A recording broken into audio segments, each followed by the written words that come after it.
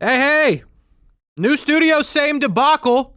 I used to break my microphone all the time in radio, like mid-segment, and this is basically what just happened to start this show. How in the world? Dude, like, I don't understand. Righty, tighty, lefty, loosey, bud. Well, now I got it stuck, is the problem. There we go. All right, See, here's the thing. Everyone that works here, besides Austin, is so, like, tiny, just tiny people. Dude, look at my hair. What a debacle this morning. Holy cow. I'm out of focus. I'm trying to figure that one out. Yeah, just, I don't know if I can figure that one out. Yeah, we'll work on it in the break. It's fine. But the microphone thing, everybody, like, tilts their mic down like this, which I don't understand. Like, tilts it up.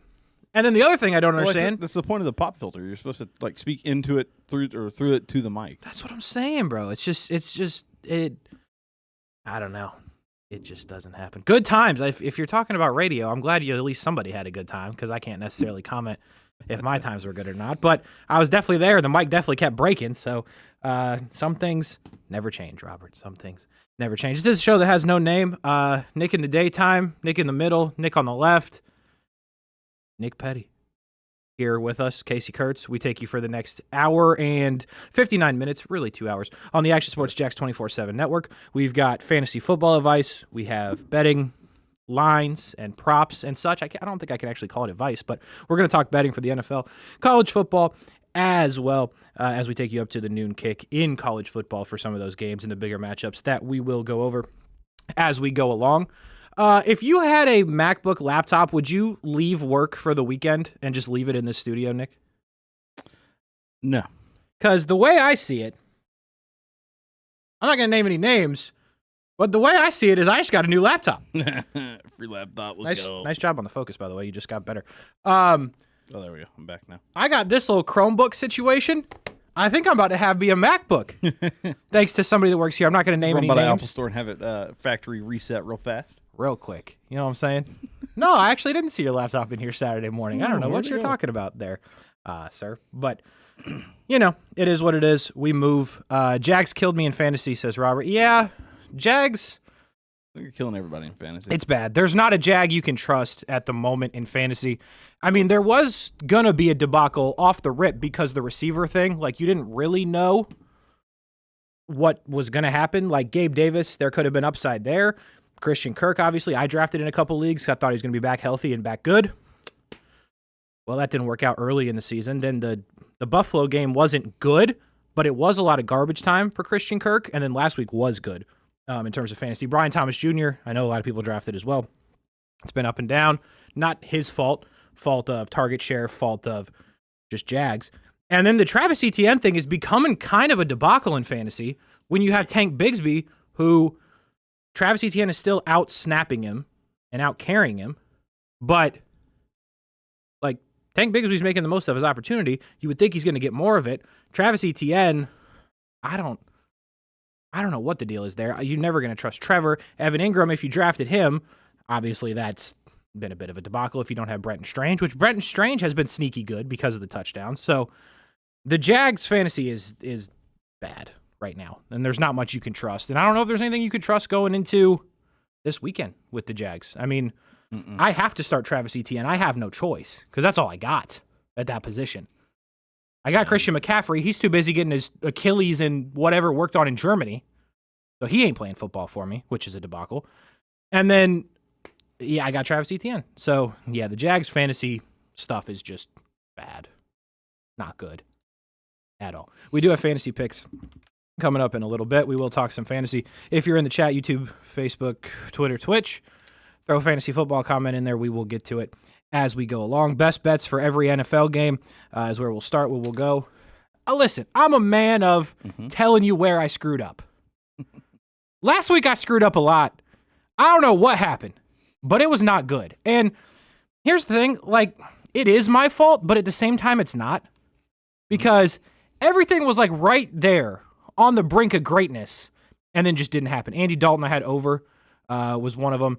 227 was the passing yard number. He hit 221, so shout out to that guy for missing it by 6 yards in a game that somewhat got away of the Panthers. So I understand why it happened. It's just annoying that it did happen. Jamal Dean, I had 6.5 tackles and assists.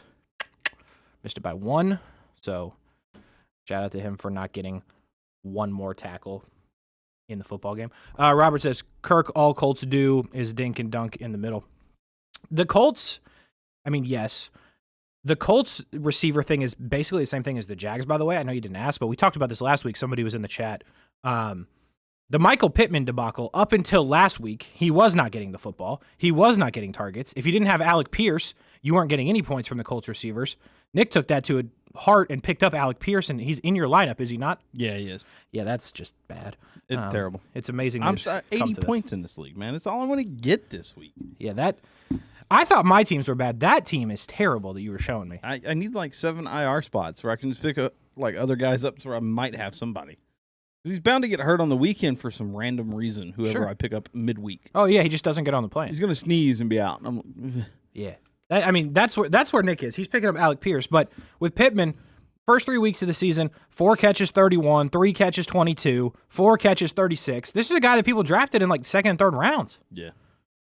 And then, obviously, last week, 6 for 113. Still no touchdowns. It was better. It wasn't great.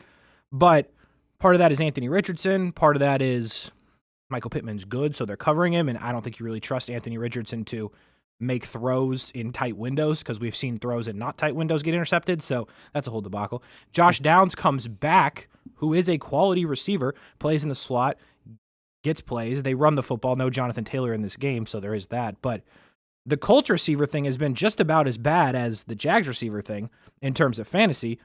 But like the difference is, I don't think people expected the Colts receivers to be what the Jags receivers were supposed to be. Obviously, the Jags receivers have not been. Some of that is on play calling and all that stuff that Brent and Austin talk about every day for 3 hours that I'm not going to talk about because, frankly, you get it. We are all watching the same thing. It's not good. And there's a lot of people to be blamed for it. But the Jags receivers, the Colts receivers, one and the same. It is just not good for fantasy purposes. But anyway, you almost have to stay away from a lot of players in that game unless you are stuck with guys that were drafted high in terms of a Michael Pittman. Like, I'm putting him back in just because I have to. And that's just kind of where that lives. Or you could be like Nick and play Alec Pierce. So shout out to him. Anyway, best bets from last week. What'd you say? So it was rough out here. It is. It's absolutely foul. I'm with you. I just like to make fun of you. Best bets last week. Aaron Rodgers didn't throw a single touchdown pass, so shout out. Rams +3. They didn't cover. Idiots. They lost the football game outright. Vikings-Packers went over. That was a fun game. Felt good about that. Olave, there was too much value on the touchdown. He didn't score. I told you Jamel Dean missed it by 1. Steelers decided to score touchdowns instead of kick field goals, which was annoying. I told you Andy Dalton missed it by 6 yards. Patriots just stink. I don't know what to tell you. They went to San Francisco and really didn't play football. The Cardinals get blown out by Washington. There's 2 different parts of that. One, in our picks, we had to pick Arizona because everybody else had picked Washington. Arizona gets blown out, so we lose the pick. They stop throwing the ball for whatever reason. Kyler Murray just doesn't throw it. Throws it like 22 times in the game in a blowout. I was for sure that was going to hit. Gardner Minshew, who they didn't let throw the ball, did not throw an interception. I believe Cameron Dicker did go over. Cam Little definitely went over in his field goals. So overall, it was really a debacle last week in the best bets. But, you know, we try to figure out what we can do. And unfortunately, last week, it just was not very good for the best bets on this show. We have a whole new set of best bets for this week, these games, every NFL game. London will start this week, not for the Jags, but we do have a London game. So 9:30 football tomorrow. Set your alarms if you're interested in watching the Jets and the Vikings. Yikes. But that also means set your fantasy football lineups early. If you go to bed tonight and you're not planning to get up at 9 to watch Jets-Vikings, which I will be, Sam Darnold, come on. Make sure you set your lineup tonight or you will forget and you may not have guys in the game. So, just a reminder. Would you in the chat, Pareko? Hold on, I got to click on your thing. Are you a Lightning fan? I can't really see. You can't see it on the Restream chat at all, but I'm on the YouTube chat on my computer. And you have like the little logo with a Stanley Cup, and it looks like the Lightning one, but it may be the St. Louis Blues now that I look at it. I couldn't zoom in on it. Anyway, I'll just get to what you asked about. You're not asking me about that at all. Would you trade Garrett Wilson for Shaheed and Judy if it meant getting Breece Hall? I'd have Kyron, Breece, and Brooks and have JJ as my one wide receiver with Deontay Johnson, Waddle, and Bell on the bench. Okay. That's a lot to digest. Then he said, Basically, Wilson, Stafford, Jacobs for Brees, Shaheed, and Judy redraft Superflex with Mahomes and AR. Okay. Gotta digest. So, in terms of your running back situation, if you have Kyron Williams and you can get Brees Hall, that is something that I would be massively intrigued to do. Just starting on the surface, Garrett Wilson is going to get better as the season goes along. Like, we've seen some flashes of it with Aaron Rodgers. He's actually in the best bet this week that I'll get to in a second, Garrett Wilson. So I am high on Garrett Wilson, just to start there. Shaheed, obviously, is the ultimate boomer bust. 2 weeks ago, I played him in fantasy. My boy had 0 catches for 0 yards. So shout out to him for that. And then last week, it was like 6 for 80, no touchdown. But it's like Brandon Cooks back in the old days when Brandon Cooks was like a second, third round draft pick in fantasy when he was like Saints and Patriots that one year. Like, it's all or nothing with Raheed Shaheed, which I assume you know. Jerry Jeudy, I'm not on anything with the Browns situation because Amari Cooper is the one, but that Browns offense is so terrible. You think offense is bad in Jacksonville. It's terrible in Cleveland. Now, the flip side of that is Cleveland beat Jacksonville, so where does that put the Jags? Puts them as the worst team in the league statistically, but I digress. So I have no interest in anything to do with the Browns, wide receiver, running back, whatever, unless you have Nick Chubb stored, but you didn't ask me about Nick Chubb. That's my only saving grace in fantasy.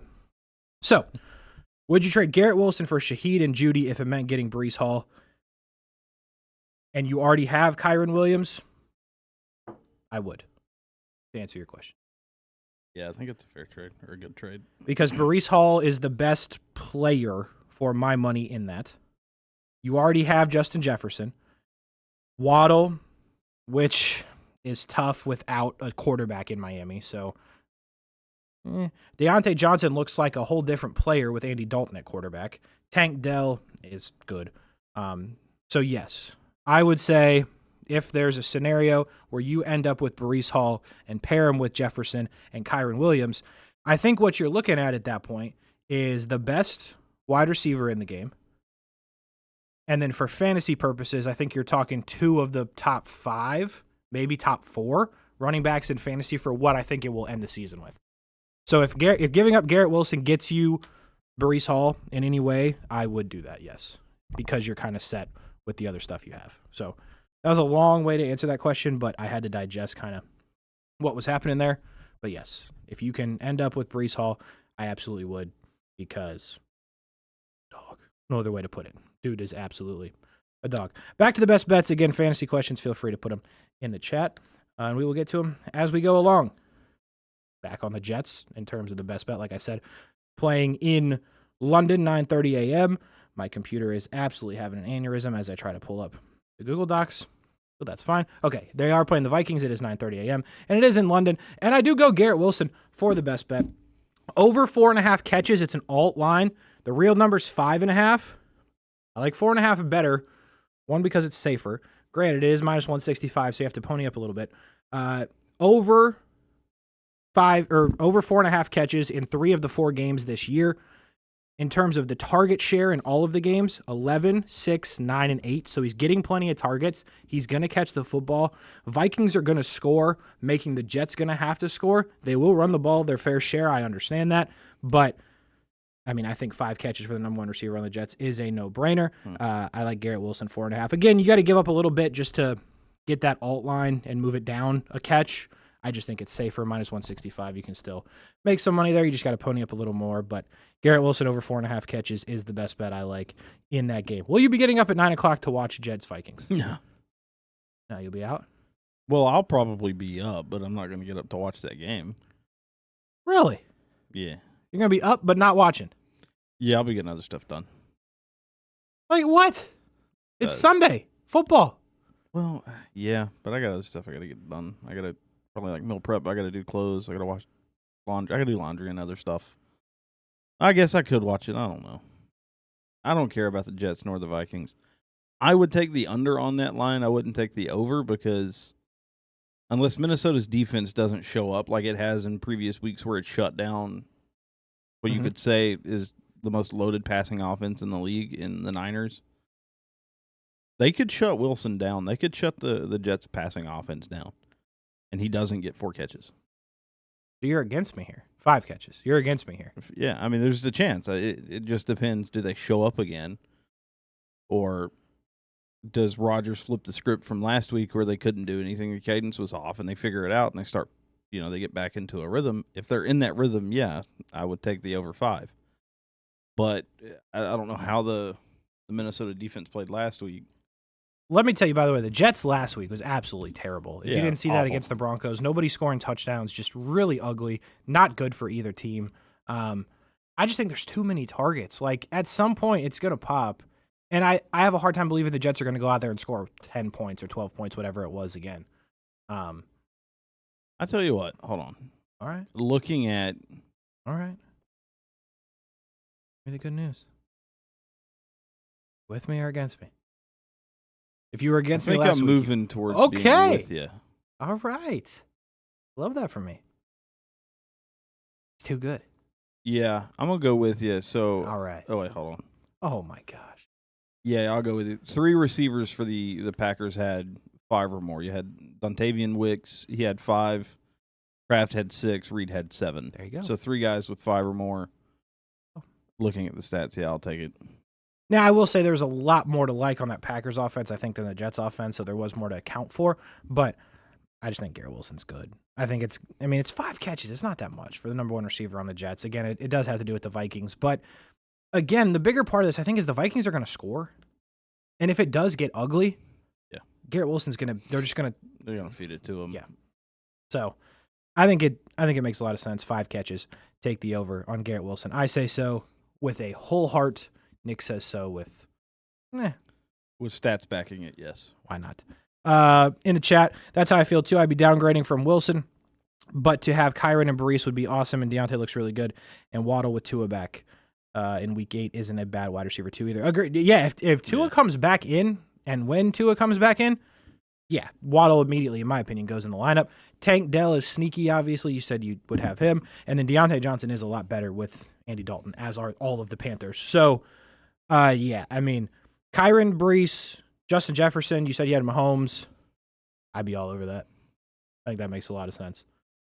It does make me mad when I look at my team, my fantasy teams, though, and I'm like, how does this dude have all this and I can't even feel the team?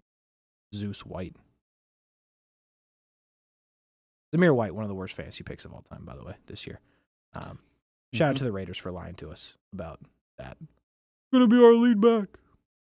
Shut up. Ravens, Bengals should be a good one. Ravens kind of need the win. Bengals definitely need the win. Both teams are desperate. This is what I'm going for on the best bet. Lamar Jackson over 208.5 passing yards. It is minus 115 in terms of the odds.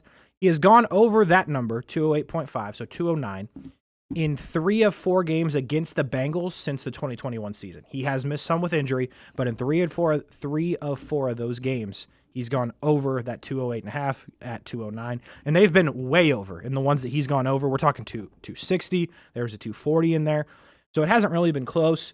The Bengals are going to score. They may lose, but they're going to score, I believe. Ravens like to run it. I get it. But what history has showed since 2021 is you're going to have to throw the football to win this game when you're playing the Bengals. Lamar Jackson can do that. He has not done it a ton with huge numbers this year. They've been running. Derrick Henry obviously had the 200-yard game a couple of weeks ago. Lamar's been running, so it is shaky. I understand that. I just think 208 is a low number in this football game, knowing what it usually takes to win this for the Ravens or the Bengals. They do it 2 times a year, so I like the over 208.5 in this football game. We'll see. I'll tell you what, it'll be a huge helper to get to the 208 number is if Mark Andrews would catch the damn ball. Yeah, seriously. That's what I was thinking about, like receiving core wise. So they've got Andrews likely, and who's the receiver? Zay Flowers. Zay Flowers is the lead receiver. Nelson Aguilar making an appearance. From time 3, to 4 time. got 5 even with whoever the wide receiver 3 that they just pulled out of the stands is. 208. Yeah, why can't they hit it? That's what I'm saying. Justice Hill will get a couple of catches, maybe run for some, maybe a big screen from Derrick Henry. Doesn't happen a lot, but you never know. But yeah, the tight ends, dude. The Ravens tight end debacle is the worst thing I've ever seen Yeah. in life. It's just It's probably not the wise choice, but I likely would be the starter to me. I think he's more dynamic. yes. He's faster. He's more dynamic Agreed. in the passing offense.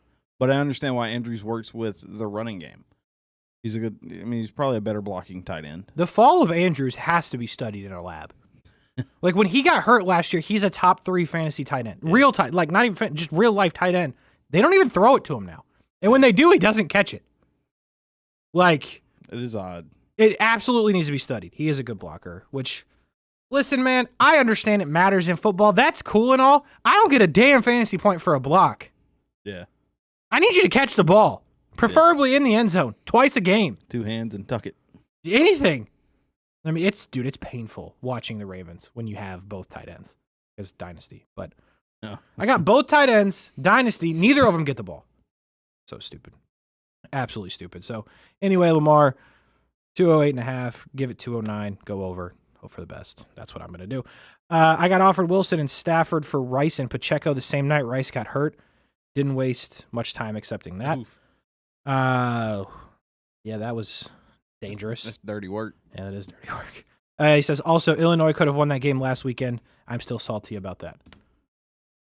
I totally forgot about that situation. I knew there was someone talking Illinois. That was you. Fantasy and Illinois. Lifelong Illinois fan. That's right. I remember that. They're off? Yeah, they're off. Yeah, bye week. Purdue next week? Purdue. They're still number 24? I guess 24 is probably after the loss. So they dropped a little bit, I guess. Oh, yeah. The Penn State game. I remember now. I was trying to remember who they played.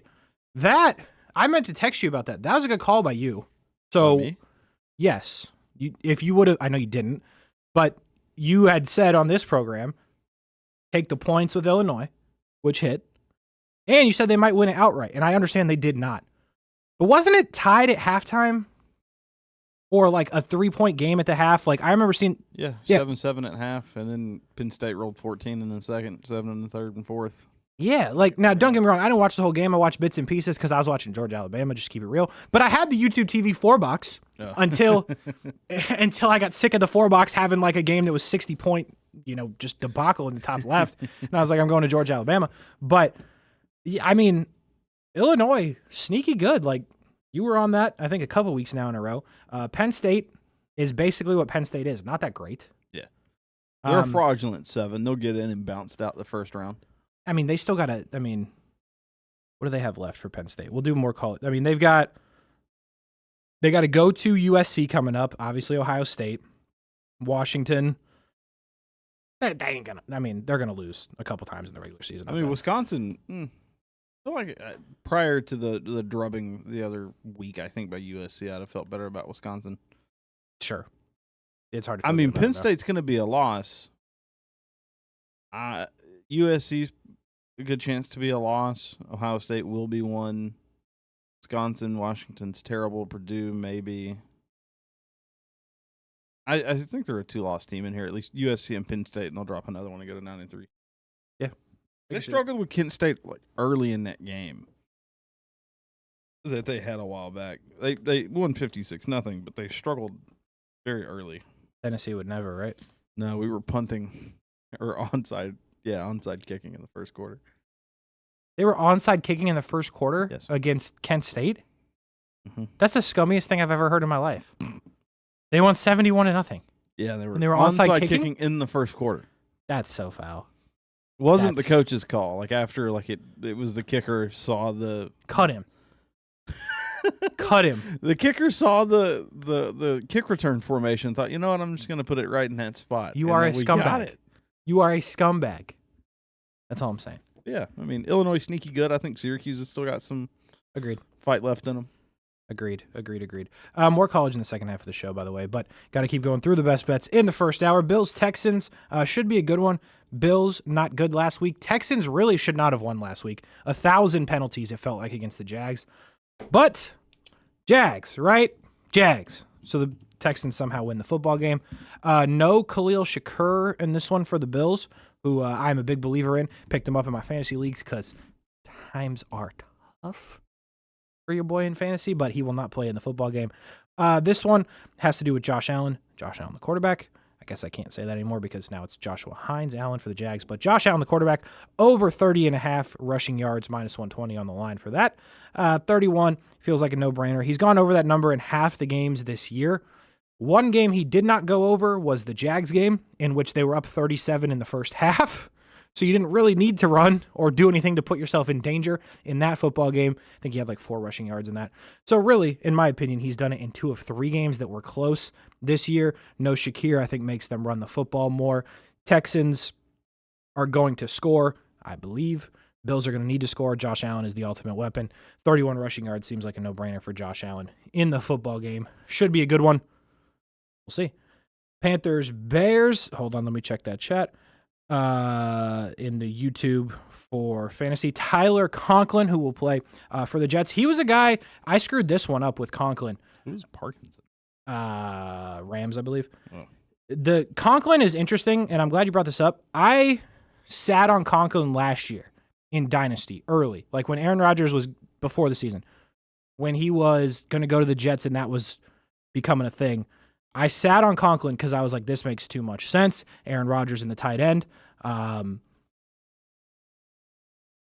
loved it. And then obviously Rodgers gets hurt. Zach Wilson, not good. Dropped him, and now I'm mad about it because the Ravens tight ends don't catch the football, and Conklin, I think, is building towards something with the Jets. The numbers haven't all been fantastic for Conklin. He's had flashes, obviously, but I'm a believer in him. And then Parkinson with the Rams, obviously with no Kupp, it's more attractive. Packers are going to score. I'll get to that best bet in a second because that has to do with the total points. So I think the Rams are going to be throwing, but Kyron Williams just does so damn much for that offense. They can throw it to him. They hand it to him. He takes a ton of those touchdowns. So I'm leaning Conklin just because I think the Jets are going to keep up with the Vikings, I believe. But I also think Conklin is going to continue to develop into this guy that I'm not going to sit here and say he's a must-start tight end, but I think he's going to get in the end zone, and I think he's going to continue to develop and be a safety blanket for Rodgers. So I like Conklin. I screwed up and got rid of him. I'm assuming this is just a straight – I mean, you're asking me about this week. I understand that. But Conklin's a guy that I'm intrigued in the rest of the season, where I think Parkinson goes down when Kupp comes back and the targets become limited. So I'm a believer in Conklin. I would go Conklin. Go the other way if you would like, obviously, but I think both teams are playing a similar game this week where they're going to have to throw. They're going to have to keep up with their opponent, but I like Conklin's odds to get in the end zone more than Parkinson. So I would go Tyler Conklin, and I wish I could get him back in Dynasty. I will skip to that one, though, in the best bet. I bought a point for Packers-Rams, so I'm going over 47.5 as the number. Packers score 26 a game and give up 22. Rams are scoring 19 per game, but the Rams are very capable of scoring more than 19. They give up 30. Rams are giving up 29 a game. 1 week stream, I would go Conklin. I like Conklin this week for the Jets. So 47.5 in this game. You got teams that score. You got teams that give up points.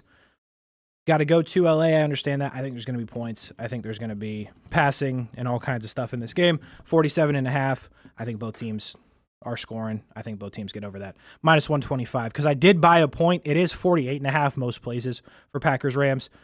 I would buy the point down, go 47.5. They have to score 48 in the game for that to hit.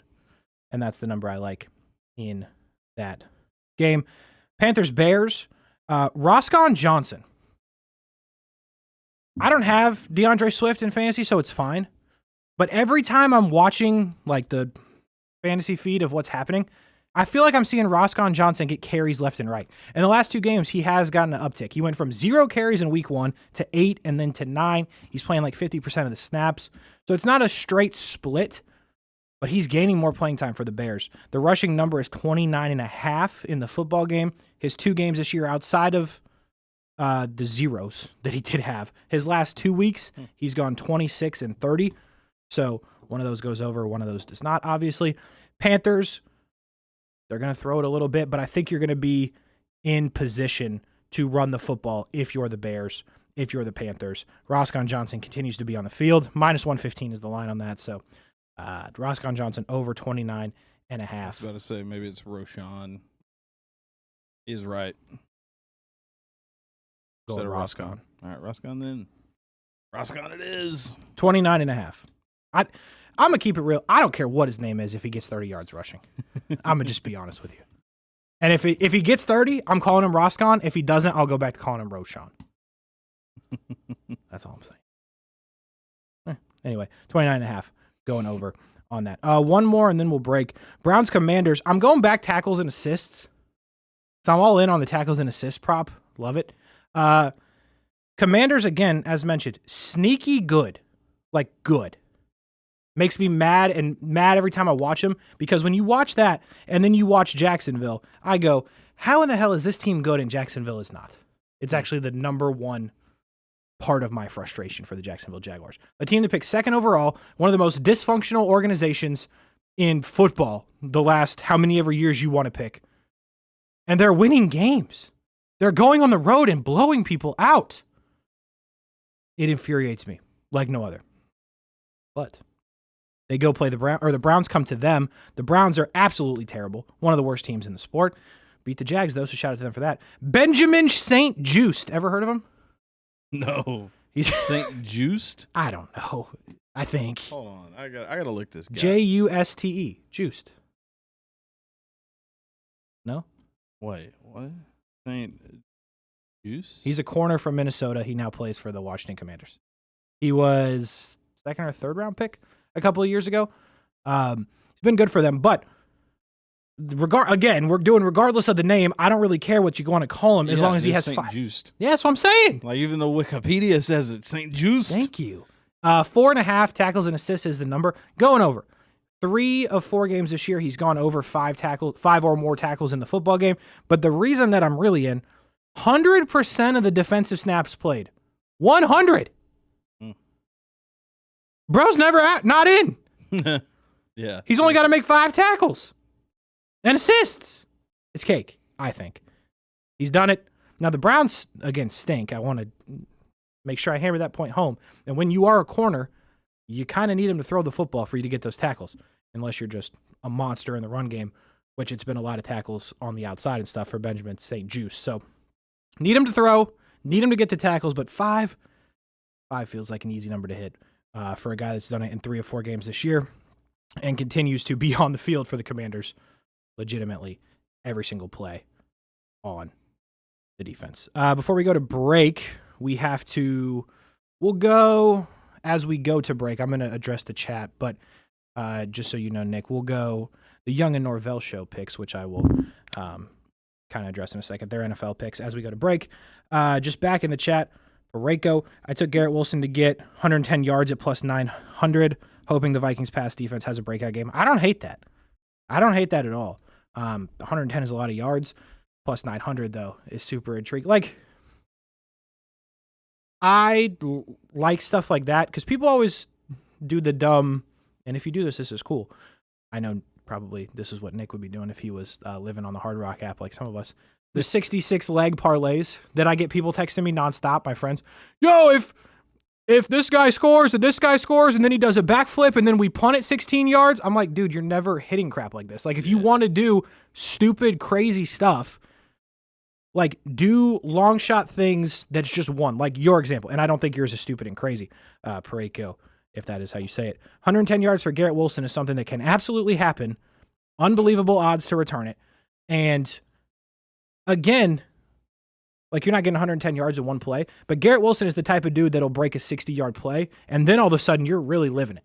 So I actually really like that idea, especially if you believe in Garrett Wilson. Again, I like the catches, but that's a lot of yards. It's absolutely possible because the Vikings defense, it's good, but it's not great. And they're I don't even know how to say that word. I'm not even going to try. It could happen, is all I'm saying. It could happen. Susceptible? Thank you. Good pickup. Dude, I can't speak today, apparently. Getting hammered on the Roshan situation. The Smitty also says, that's basically it. I can't really read that, but I'm not really concerned what your name is, bro. Like, I'm looking at the numbers, and if you're going to do it, you're going to do it. And that's, if you cash in it, I'll say your name right every time from here on out. St. Just. Roshan, whatever your name is, bro. 30 rushing yards and 5 tackles from the boys. I'll get a damn jersey. I don't care. Whatever it takes. Mark says, because Ramondre is benched, I feel like my only option is to drop second QB AR5 to pick up waiver pickup like Justice Hill or Rico Dondal. Good idea or bad idea? My other QB is Sam Darnold. Okay. Damn, we got a break. Mark, I have a best bet in a second regarding Rico. Really, really like the dude. He's the better back in Dallas. So if you can pick him up and is available, Justice Hill is fine, but it's a pass catching situation for him. Derrick Henry's the guy. I really like Rico in Dallas. In a couple weeks, he's going to be, I believe, way out snapping anybody else in their backfield. He's electric. He catches the football. He can run the football. They clearly like him. 4 weeks in, he's already jumped usage. So if you can pick him up and he's available, I would absolutely do so, because Anthony Richardson, he was a Gator. I like him. He's got extreme talent. I understand all of these things. You're not taking Sam Darnold out right now. I understand you're not getting rushing from there, but Sam Darnold's cooking in the air. And AR, the rushing at times is not worth outweighing the interceptions and the mistakes that are being made. And he keeps getting damn hurt. We don't know if he's going to play this week because of the injury stuff, because he's running the football. So, Mark, if you can get Rico, I would 1,000% go do it right now. It's one of the only good things I did in fantasy this year. I've got bro, I drafted bro, and I thought I was stashing.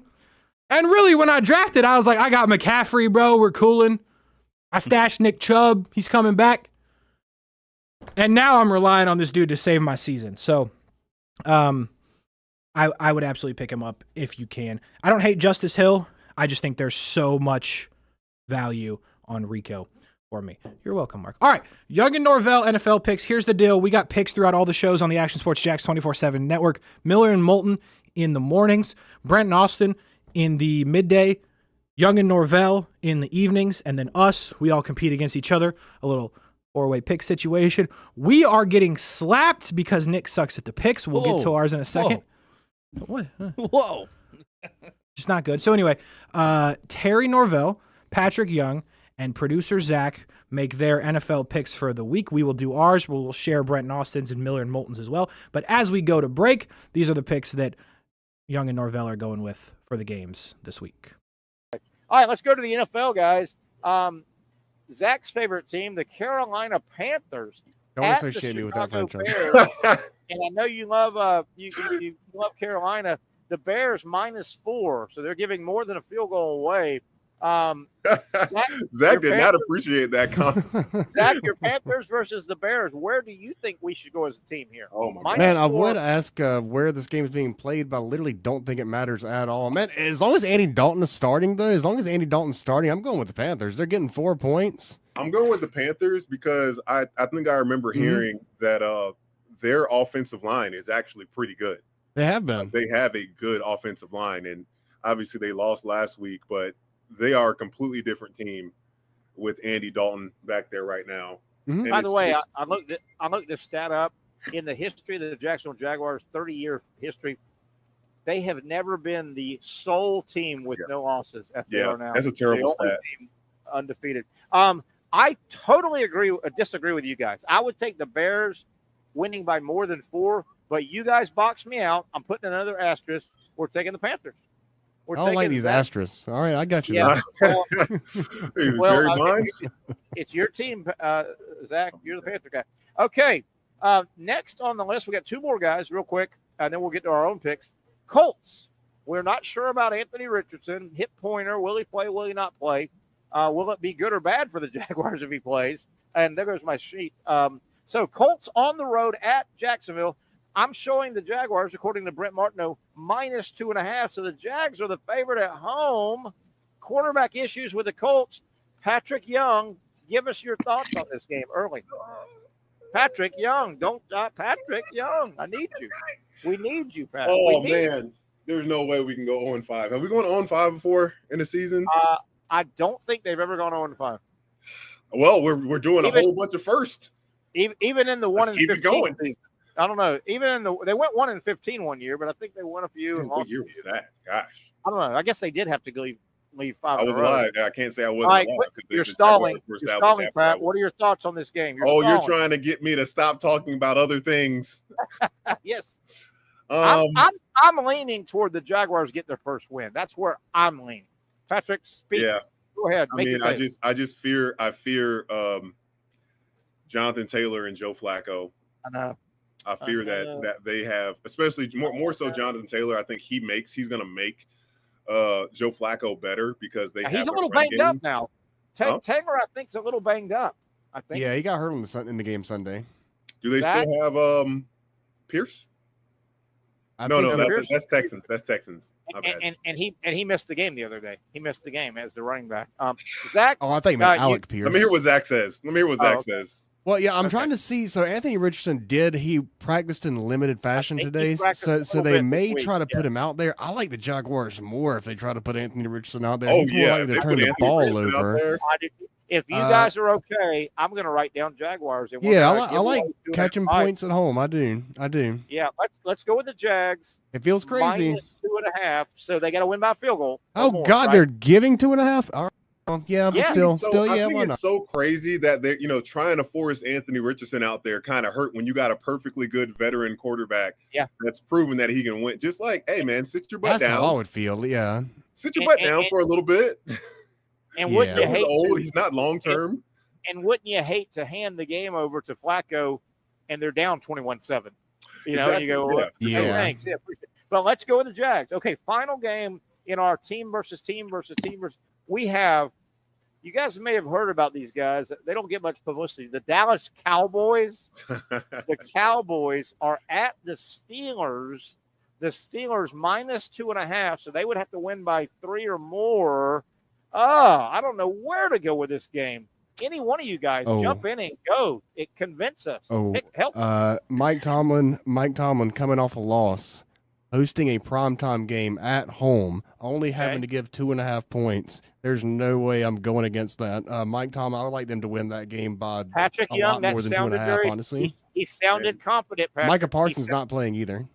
Yeah, Micah that's true. Micah Parsons isn't Patrick, playing. what do you think? Dallas Patrick, we need hasn't you. outside of their first game, their opener. They have not been that same explosive team. The talk for Dak potentially winning an MVP that's been hushed pretty good. You okay with that? I think the Steelers were going to win that game. There was a call that put them in the position, ended up losing that game. But and I love that you bring that up, Terry. You can say that for both sides all the time. Man, it's hard for me to What do you really think, want to Matt? lean towards the Cowboys. But the fact that it's they having a good season, they have TJ Watt. I got to go with the Steelers. TJ Watt is literally a game disruptor. You know what? I'm going to make it a triple header here. Zach was so confident in his description and his dissertation. Let's go Steelers. I honestly hate having that much confidence in the pick. I feel like I'm jinxing these guys actively. But yeah, I do feel that way. So we're taking the Steelers, and we need them to win by a field goal or more. Everyone loves a good game night. Here you don't have to be the host. You don't have to clean up. They bring the food and drinks to you, and you can watch whatever you want on the big screens. It's more than a card room. It's a night full of fun with friends. Best Bet Jacksonville, Orange Park, and now the newest location here in St. Augustine, right off 95 at exit 311. A brand new clean room, a full bar and menu, my favorite sushi in town. And I love the fries too. You don't have to just play poker at Best Bet. That's why I come over here to the table games and play one card poker. That's a pretty good card and a win. One card poker is like war as a kid, you against the dealer. And this isn't the only fun table game to play. A friendly staff, a lot of fun. It's a good night out at Best Bet Jacksonville, Orange Park, and the newest location in St. Augustine. You can be a serious player or a novice. It doesn't matter. If winning equals fun, you're a winner every time at Best Bet. I'll save you a seat, and I'll see you down here at Best Bet St. Augustine. When I say it means something to me, gentlemen, it means something to me. High school football is back and it's bigger than ever. Welcome to the Friday Night Zone Blitz. It is bigger than a game. Watch the biggest games each week live as the action unfolds with instant reaction and analysis from our Hall of Famer, Kevin Sullivan. It starts with live look-ins at the top matchups, including our Jaguars Prep Whataburger Game of the Week, and that is just the beginning of 4 straight hours of coverage. From 8 to 10:30, the Friday Night Zone Blitz is streaming on our Action News Jax app and online. At 10:30, the Friday Night Blitz you know and love. A half hour of highlights from around the area. 11 o'clock, we shine the spotlight on the bands that pump up the crowd. 11:15, it's time to blitz through the highlights online and on air. Then 11:35, back to the stream to break down the night's results with a reaction from local coaches. 4 straight hours of high school football on the Friday Night Zone Blitz. Only on Action Sports Jax 24/7. Nobody but Nimnicht. Our family has purchased 6 vehicles from Nimnicht Buick GMC. The #1 Buick GMC dealer in Jacksonville has lots of inventory to choose from with their best price guarantee. Who gives you top dollar for your trade? Nobody but Nimnicht. Save up to $10,000 off select new GMC Sierras or get rates as low as 1.9%. You know, I'm a truck guy. GMC Sierra, my trim level is an SLT. This one's an Elevation. Pretty good looking color as well. So here at Nimnicht Buick GMC, you have a lot to pick from. My father-in-law, he drives this, an Enclave, so I like that GMC in the family. 2025 is coming around the corner, which means it's almost time to close out those 2024s this summer. You can schedule a test drive at NimnichtBuickGMC.com. And while you're there, check your trade value and customize your payment options. Nimnicht is there for you, even on Sundays. So, who has put in the most years and stands behind a better experience? The answer's simple. Nobody but Nimnicht. Your friends in the car business since 1941. GMC, we are professional grade. It's hard to put a price on comfort, especially when you use that comfort on a daily basis. But if we're going to put a price on it, how does the lowest price guaranteed sound? Furniture Source is going to have the biggest brands, whether it's Ashley, Casper, or Tempur-Pedic, and once again, it's going to be the guaranteed lowest price in Jacksonville. Right now, my friends at Furniture Source are going to give you the ultimate hookup because all month long, they're making their inventory wholesale price. Check out their markdowns up to 50% off. And remember, since it's Furniture Source, you're getting the guaranteed lowest prices in Florida or your money back. Don't have the cash on you right now? It's no worries. Shop endless options to suit your style and budget and enjoy 36 months off with no interest financing. Why use your money when you can use theirs? Whether it's beds, couches, tables, or chairs, Furniture Source is going to have exactly what you're looking for. Shop the lowest prices in Jacksonville guaranteed. Find the location nearest you at FurnitureSourceJax.com. It's a new logo, new branding. With Bold City Heating and Air, it's an old school approach. One of the few locally owned and operated air conditioning businesses left in Jacksonville. It's hot, Florida in the summer. You can't do much to avoid it, but you can keep cool with Bold City Heating and Air. It's every customer counts kind of service, from when these trucks have pulled up to my home over the last couple of years and when they pull into your driveway as well. From communication to pricing to the actual service, everyone at Bold City Heating and Air cares about you. You know who is coming to your house. You know they will be well trained and they will respect your home. Air conditioning convenience at BoldCityAC.com. Stay cool while it gets hot. Bold City Heating and Air can help. Don't get caught sweating all summer. BoldCityAC.com. And they have financing to help. New systems starting at $110 a month and $50 off any repairs. Stay safe, stay comfortable with Bold City Heating and Air at BoldCityAC.com. Homegrown in your hometown. We move! Action Sports Jax 24/7 Network. We are back. The show that has no name, not a name at all, but that is okay. That's how we like it.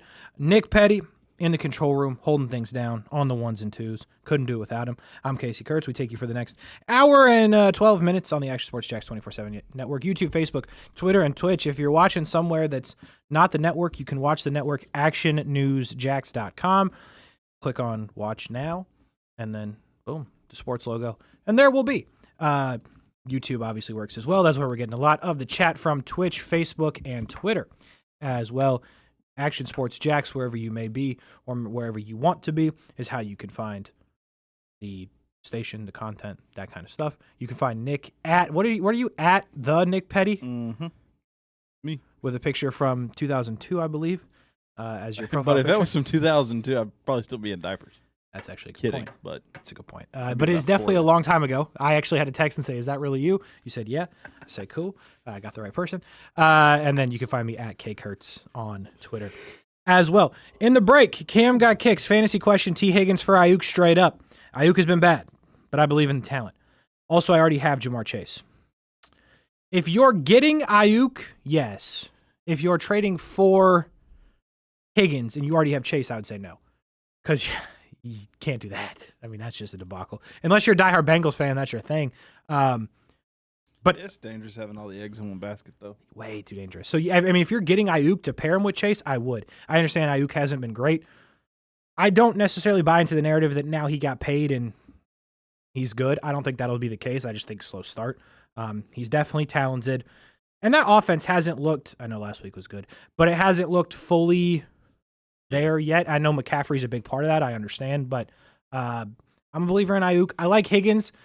I just don't see a scenario. I mean, you could where you're playing Chase and Higgins at the same time, especially with what the Bengals are right now. So if you can get Ayuk to pair him with Chase, I would definitely be intrigued by that trade. The Smitty said, I have a feeling Cook is going to get playing time on the Cowboys, talking Dalvin Cook. I'm going to stash him. The Steelers game might get ugly. It may. It definitely may. Dalvin Cook, here's why I don't hate the stash because you're not losing anything to do that. But after what Cook looked like last year on the Jets, I'm out because I think the best back that they have is Rico. Like, I just think that's where this goes. Zeke, Dalvin Cook, their best years are behind them, just to be real with you. I think I'm more intrigued by Dalvin Cook than I am Zeke, for one. But I just think the future of that position for them and the better, more talented, younger player is Rico. So I don't hate the stash, but I just think that Rico's going to be the dude that is their lead back in that offense by the time we get towards the end of the season. I will say the best bet in that Cowboys-Steelers game is I have it as Rico over 14.5 receiving yards. He had that number in the last 3 weeks. The only other one was a 0-0 for him. So minus 110 on the line there. Rico Dowdle, thank you. I don't know why I can't figure this out today. 14.5 receiving yards. Give me the over in that game. We will have to pick it as well. You just heard the Young and Norvell show pick it. We'll pick it here in just a couple of moments. Colts, Jags. Damn. If you're watching this show and you're not like, why do they keep addressing the Jags? Well, we are Action Sports Jacks, the official station of the Jaguars. But can still be criticized. Some people won't criticize. I will criticize. They stink right now. They're the worst team in the sport. The Colts have not won in Jacksonville in a very, very, very, very, very, very long time. The Urban Meyer Jags won. The Jags that won one game that end up getting Trevor Lawrence. That one game they won, Colts at home. Okay, the Colts don't win here in Jacksonville. That being said, we're going to test every part of that this year, I believe, because this is a bad Jags team. I'll say it again like I said it last week. Something has to give. This is the NFL. The Jags are not the worst team ever invented. Let me rephrase. As an organization, maybe. But the 2024 Jags are not the worst football team ever put on the field. They are going to win some games. They very well could win this week. The bet has nothing to do with it. The bet has to do with Trevor Lawrence under 240.5 passing yards. I have no idea where this number came from, 240.5. He's been under 241, which would be the number, in 5 of the last 6 games dating back to last year. The only time he really goes over is if they're blowing somebody out or getting blown out in garbage time. That's not happening in this game. I think this game's going to be close, especially if Joe Flacco's the quarterback of the Colts. The 240 is such a high number for Trevor. Something's got to give. I understand it's the NFL. I don't think it's given there. The Jags could very well win this game and Trevor throw for 211 yards. They could. I don't know that they will, but they could. 240 is such a high number for me. 241 is not going to happen. Give me the under 240.5 passing yards for Trevor Lawrence. Speaking of the under on passing yards and quarterbacks, Dolphins, Patriots, 2 offenses that are absolutely abysmal to watch. I can't imagine people are going to be watching this football game. Tyler Huntley, I'm going under his passing yards as well. That number's 165.5. The last time Tyler Huntley passed for over 265.5 was December 4th of 2022. Now, a couple of things there. I understand he does not play every week. There's a lot of games he's missed there. I get that. But he's only gone over that number 5 times in 22 NFL starts. It ain't happening. It is not happening. Now, the dangerous part about it, I'm not going to lie, is that's 2 passes to Tyreek Hill. Okay? So if he does somehow find that hit or Tyreek breaks the tackle, it does get questionable. But history says it's not going to happen. And I don't think it's going to happen. 165.5. Go the under Tyler Huntley on the passing yards. Cardinals 49ers. Kyle Juszczyk, 2 Z's in his name. Shout out to him, the fullback. Do you get that name right, but not Dowdle? Juszczyk, come on, buddy. Come on, Kyle Juszczyk's a legend. He is. He's the GOAT. He is. He's the fullback, just menace. Well, you're a Bucks fan, right? Or are you a Jags fan? Jags. I What was about, you talking about Allstott? Yeah. Allstott or what's his name? The other guy. The nickname was the Nigerian Nightmare. Christian Okoye. Good pull. Yeah, I'm going Kyle Juszczyk for sure. Kyle Juszczyk, the GOAT, 2 Z's. 9.5 receiving yards is the prop. Over. Unbelievable That's over. like one hit. Over. In 3 of the 4 games this year, he gets the ball all the time. He's very much a part of their offense. Again, not fully clicking yet. But Juszczyk gets the ball in this 49er offense. 10 yards? 10 receiving yards? That's a no-brainer for the fullback GOAT. Kyle Juszczyk, 2 Z's, and a Y and a K and a C. This is diabolical.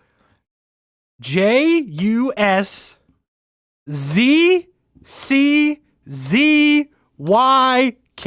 That is the most diabolical thing I've ever heard. But he's getting 10 receiving yards, so I feel pretty good about that. Broncos-Raiders almost promises to be another ugly football game. Don't watch the Dolphins game. Don't watch Raiders-Broncos. The Broncos probably find a way to win because they keep finding ways to win without playing well. They destroyed the Bucs. That was cool. And then the Jets thing was just terrible. If it ain't broke, don't fix it. Will Lutz, over 1.5 field goals, over 3 of the 4 games they played this year. He has attempted at least 2 field goals in every game they've played. So if he just makes them both, you're good to go. Minus 125 on that. Will Lutz, over 1.5 field goals because the Raiders are not good at football. I already told you over in the Packers-Rams. I already told you about Steelers-Cowboys. So the last one is, for the Sunday slate, Giants-Seahawks. And I'm going Seahawks with the spread again. Minus 6.5 for the Seahawks at minus 125 on the odds. 12-7 at home since Geno became their starting quarterback. The Giants never ever win on the road. Well, they never ever win, period. They hardly ever win on the road. So going all the way to Seattle. Seattle's good. They play defense. They run the ball. They win by a touchdown because the Giants think. So those are the best bets. To recap, Garrett Wilson, 4.5 catches. Give me the over. Lamar Jackson, 208.5 on the passing yards. Give me the over. Josh Allen, over 30.5 on the rushing yards. Don't call him Roscon. What's his name? Roshan? Yeah. Over 29.5. Don't care what they call you as long as they call you 30 rushing yards in the football game. Benjamin St. Juste, over 4.5 tackles and assists. Trevor, under 204.5 passing. Tyler Huntley, under 165.5 passing. 2 Z's, Juszczyk, over 9.5 on the receiving yards. Will Lutz, over the field goals, 1.5. Over in the Packers-Rams, Seahawks minus 6.5. Rico Dowdle, over 14.5 receiving yards. Those are the best bets in the games this week. Do you have the Smash Up Fantasy Sports lineups for this week for the boys? Basically what this is, Smash Up Fantasy Sports, it's on your screen right now. You can see it. The Brent and Austin Show League is where you can find these teams. We're competing against viewers and listeners from the Action Sports Jacks 24/7 network. Brent, Martineau, Austin Lane. Me and Nick are in on it. Marcel is in on it. Marcel Robinson from Action Sports Jacks. Stuart Weber in on it as well. Jason Hamby in on it as well. So you can compete against all of us in the Brent and Austin Show League. Am I on the right? Yep. All right. Another team suspect. Yeah. Sit on this for a while. What the hell are you doing? I don't know. You know how to start at quarterback before I put Fields in? I don't. Flacco. Like Joe? Yeah. You're a mess. Okay. I'm not. I think he's going to carve up the defense. Yeah, I don't disagree with that, but all right. Justin, your team is Justin Fields, Alexander Madison. Rolling the dice on the guy starting here. And the Raiders doing something randomly. Okay. Derrick Henry. I'm not mad at that. Justin Jefferson, JSN, Cole Kmet, big Cole Kmet guy. I wish they'd throw him the ball. Chris Olave, Aubrey, kicker for the Cowboys. Kansas City defense. And by the way, if you're looking at this and the little card that looks like NBA Jam, and then there's a little logo next to some of them, as you see on Justin Fields, Derrick Henry, Justin Jefferson, Chris Olave, and the Kansas City defense. What makes this intriguing is you can basically put cards as power-ups on certain players, it's a DFS situation. Obviously, your players have a salary, but your cards have a different salary as well that you can attach to players. On my side, you can see I have one for Kyron Williams. I had one for Cade Otton, Josh Downs, and Aaron Jones have power-ups on my side. But it could be, various things, 2.5, 3.5 times the score. Some of them are receptions boost, touchdown boost. Some of them are, if your card sucks so bad, we'll just give you points because they're terrible. I know one of them is like 30. If you don't play 30% of the snaps, you get like 30 snaps is 30 points. Yeah. So like if you were to lose a guy to injury or something and you had that card on, of course you can't predict that. That would be 30 points. So that is your lineup, which is suspect. Mine on the right, Jaden Daniels again is cooking. Aaron Jones with a little power up. Dude is unstoppable right now. Kenneth Walker 3, love him. Josh Downs scores a touchdown this week, I have a feeling, against the Jags. There's the appearance of Garrett Wilson again. I'm all in on that this week. Cade Otton already played, and with the card power-up that I had on him, it was like a 10.5-point night for Cade Otton, who played on Thursday Night Football. Kyron Williams. I also have Aubrey, the kicker for the Cowboys. And Seahawks defense, because I don't think the Giants are going to score. What did you do to the Kansas City defense to have the projected number be 17.4? Do you have the card that you used? Let me look. Because you absolutely powered these boys up. Oh, the takeaway car. Every interception and fumble recovery caused by your defense gets a 5x multiplier. Wow. See, like that is wild. Don't use that on the Jags defense because they haven't caused a turnover all year. But like a defense that actually shows up to play football, like that's what just makes this whole thing intriguing. It's one thing to pick some players, sure. But to see what's going to happen, to put the power-ups on the right dudes, some of them are no-brainers. You got one on Justin Jefferson. I'm not mad at you for that. I got one on Aaron Jones. I think it's going to be a big day for the Vikings offense. So those are the lineups. I really like this way to play. I just need my boys to show up and play a little bit. My other 3 fantasy leagues are any indication, I'm going to be dead last in this thing too. Yeah, you might get cooked. It's fine. You might get cooked. But anyway, those are the lineups. Smash Up Fantasy Sports. You can play against us, with us, against other people. Plenty of opportunities on the app. Do you still have that tweet from Brent? By chance? I don't. Okay. It's pretty straightforward. Smash Up Fantasy Sports. Google it. Make an account. Join it. Log in. This is the Brent and Austin Show League, and you can play against us. Simple as that. Smash Up Fantasy Sports. Big fan of what they're doing. Think they're cooking. Glad to be a part of it. And really need my boys to show up because last week was questionable by all accounts. So that is that. We've got picks to make. We also have to share Brent and Austin's picks for the NFL. We also have to talk college football. Fantasy football advice and questions. I should say questions. We'll give the advice that we have. Are welcome in the chat, YouTube, Facebook, Twitter, and Twitch, and we will do the best we can to answer those as we have one just popped up while we were talking Smash Up Fantasy Sports. Hey, guys! Exclamation point. That's someone that's excited to be alive. My ears aren't excited anymore after that. Get over it. I'm just trying to match the excitement that our friend... No, I'm happy to have him, yeah. Quandor. Yeah, Quandor. Yeah, he was here last week. He was. Wednesday seems to be the 2 in Chicago. Okay, Keenan Allen, Whittington, Odunze seems to be the 2 in Chicago. Okay, so I'm done with Keenan Allen. All right, and this is probably just a me problem, to be honest. But I have Keenan Allen in Dynasty. I don't have him in redraft this year. I'm sick of it. And to be honest, it's not really a Keenan Allen problem. It's a Bears, Caleb Williams problem. Keenan Allen's not bad, but it's just not good. And I agree with you right now. Rome Odunze is the second option behind DJ Moore. They do like to run the football. Like DeAndre Swift is running the football. I told you about, don't call him Roshan Johnson. He's playing a factor in their offense right now. They throw it to him a little bit as well. Cole Kmet is a good quality tight end. Like doesn't put up the huge, massive numbers, doesn't get a lot of the headlines. I love Cole Kmet. Nick has him in Smash Up this week. I think Cole Kmet right now is a better option than Keenan Allen. For whatever reason, it's not working. Now, I will say what I just said a second ago. It is the NFL. Something's got to give. Keenan Allen's due for like a 600-yard day. Just kidding. But like an 80-yard day with a touchdown is probably coming for Keenan Allen.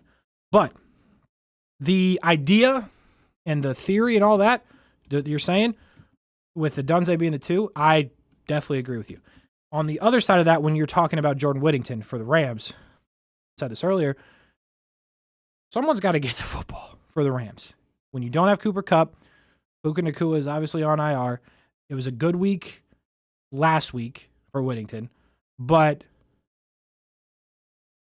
I guess the question there would be, and I said this when talking about the tight end, Kyron Williams takes so many of the touchdown opportunities for them that it's hard to project any of their dudes are going to score. When you're talking tight end, when you're talking receiver.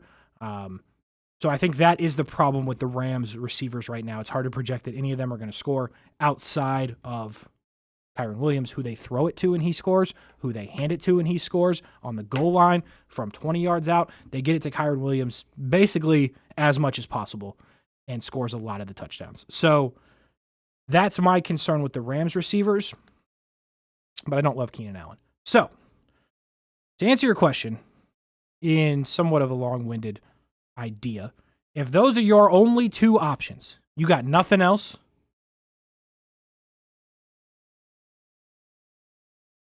I go Whittington. And I'm not happy about it. I'm absolutely not happy about it. Because I don't think he's going to score, just to be real. But I do think the Packers are going to score. So I think the Rams are going to be throwing the football to score. So I think the best you're hoping for there is like a 6-catch, 80-yard day, because I don't think he's scoring. But Keenan Allen, you can't trust him. So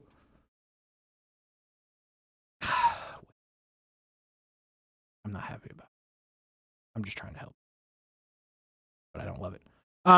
Jeb Armstrong says, Tyrone Tracy Jr. or DJ Moore in the flex. Is that real? I have no clue who the first guy is. Giants.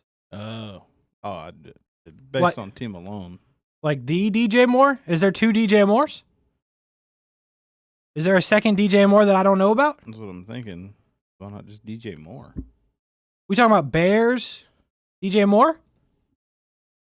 If we're talking about Bears, DJ Moore, or Tyrone Tracy for the Giants in standard,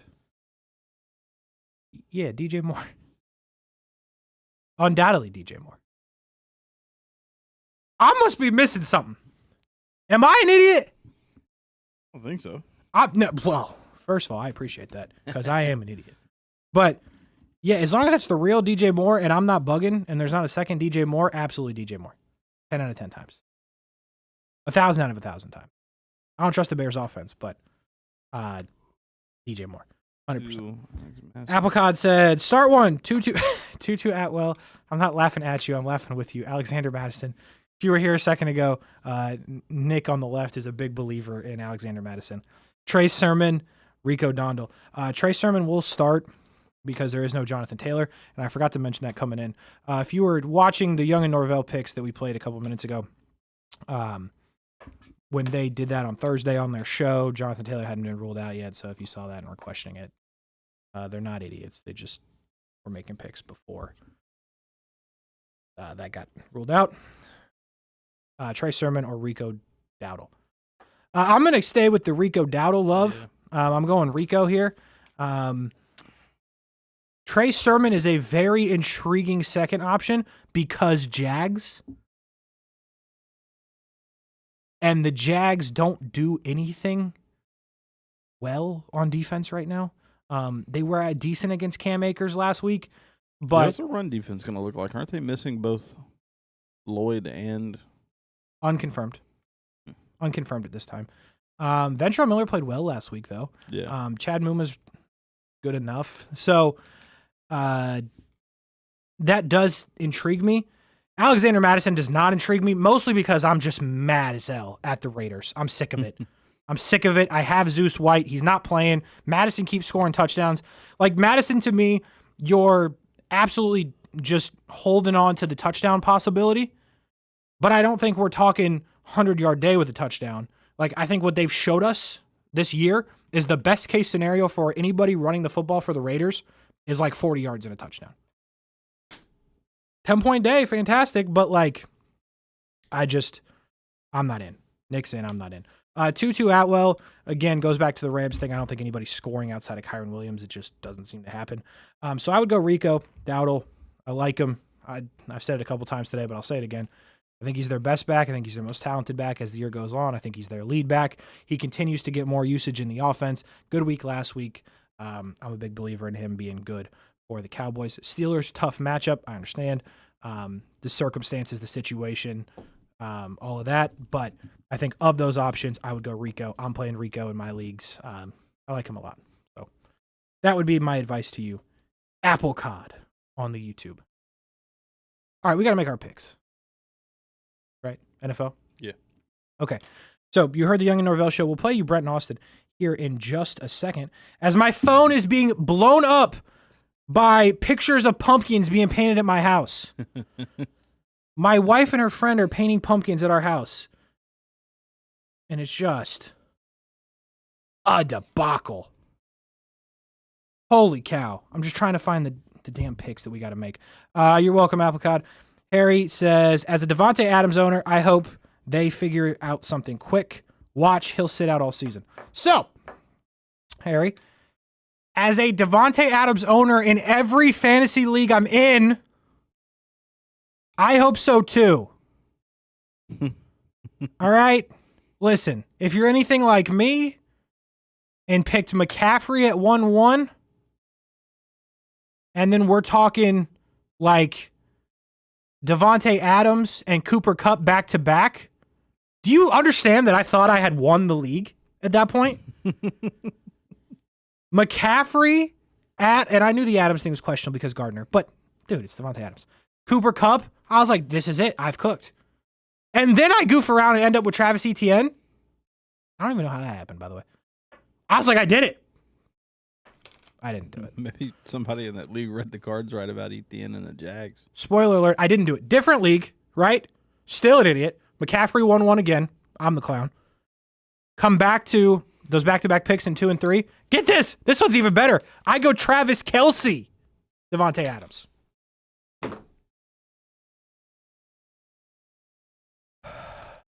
I hope they figure it out. I'm right there with you. Or just trade him. Just please play football. Like, I don't care who for Devontae Adams. I don't care if they trade him to the Jags. Who's the second worst team in the sport? Because actually, he'd probably do well. Jags. Panthers. Send him to the Panthers. I'll be thrilled. Just please show up and play. That's all I'm asking for, Devontae Adams. I need you. What'd you say? I said that would be something for him to wind up on the Panthers. No. Just like go to the Jets. I'd be fine with that. I don't know. Just please play. That's all I really care about.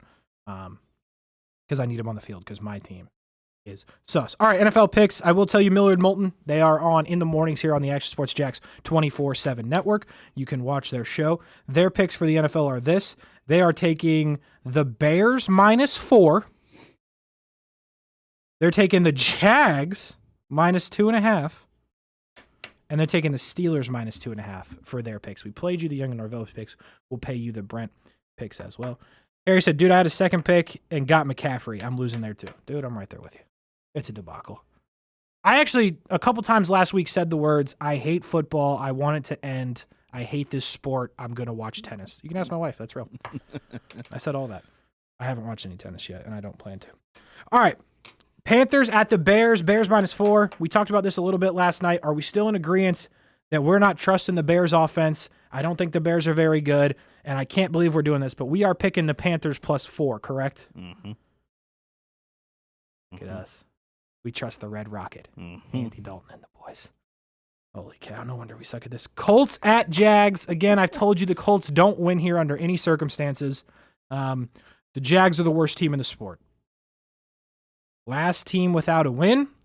Something's got to give. This is the NFL. That works two ways. Something's got to give. The Jags got to win a game. Something's got to give. The Colts haven't won here in decades. A joke, but honestly, it's been a very long time. Are we still going Colts plus 2.5? You're sold?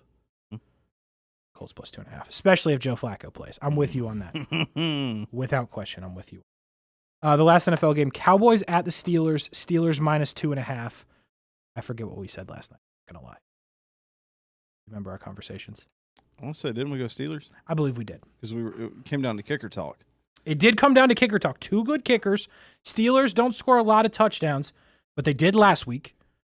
Good kicker. Dallas, great kicker. We both have them in smash up.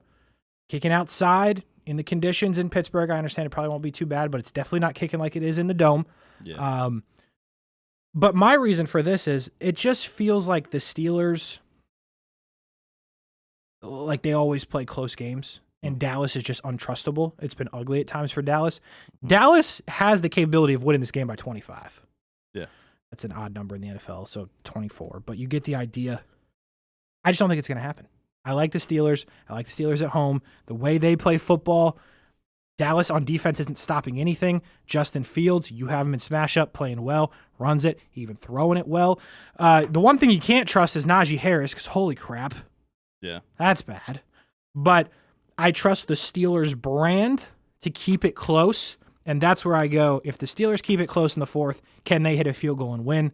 I believe the answer to that question is yes. So we are going Steelers minus 2.5. Panthers plus 4.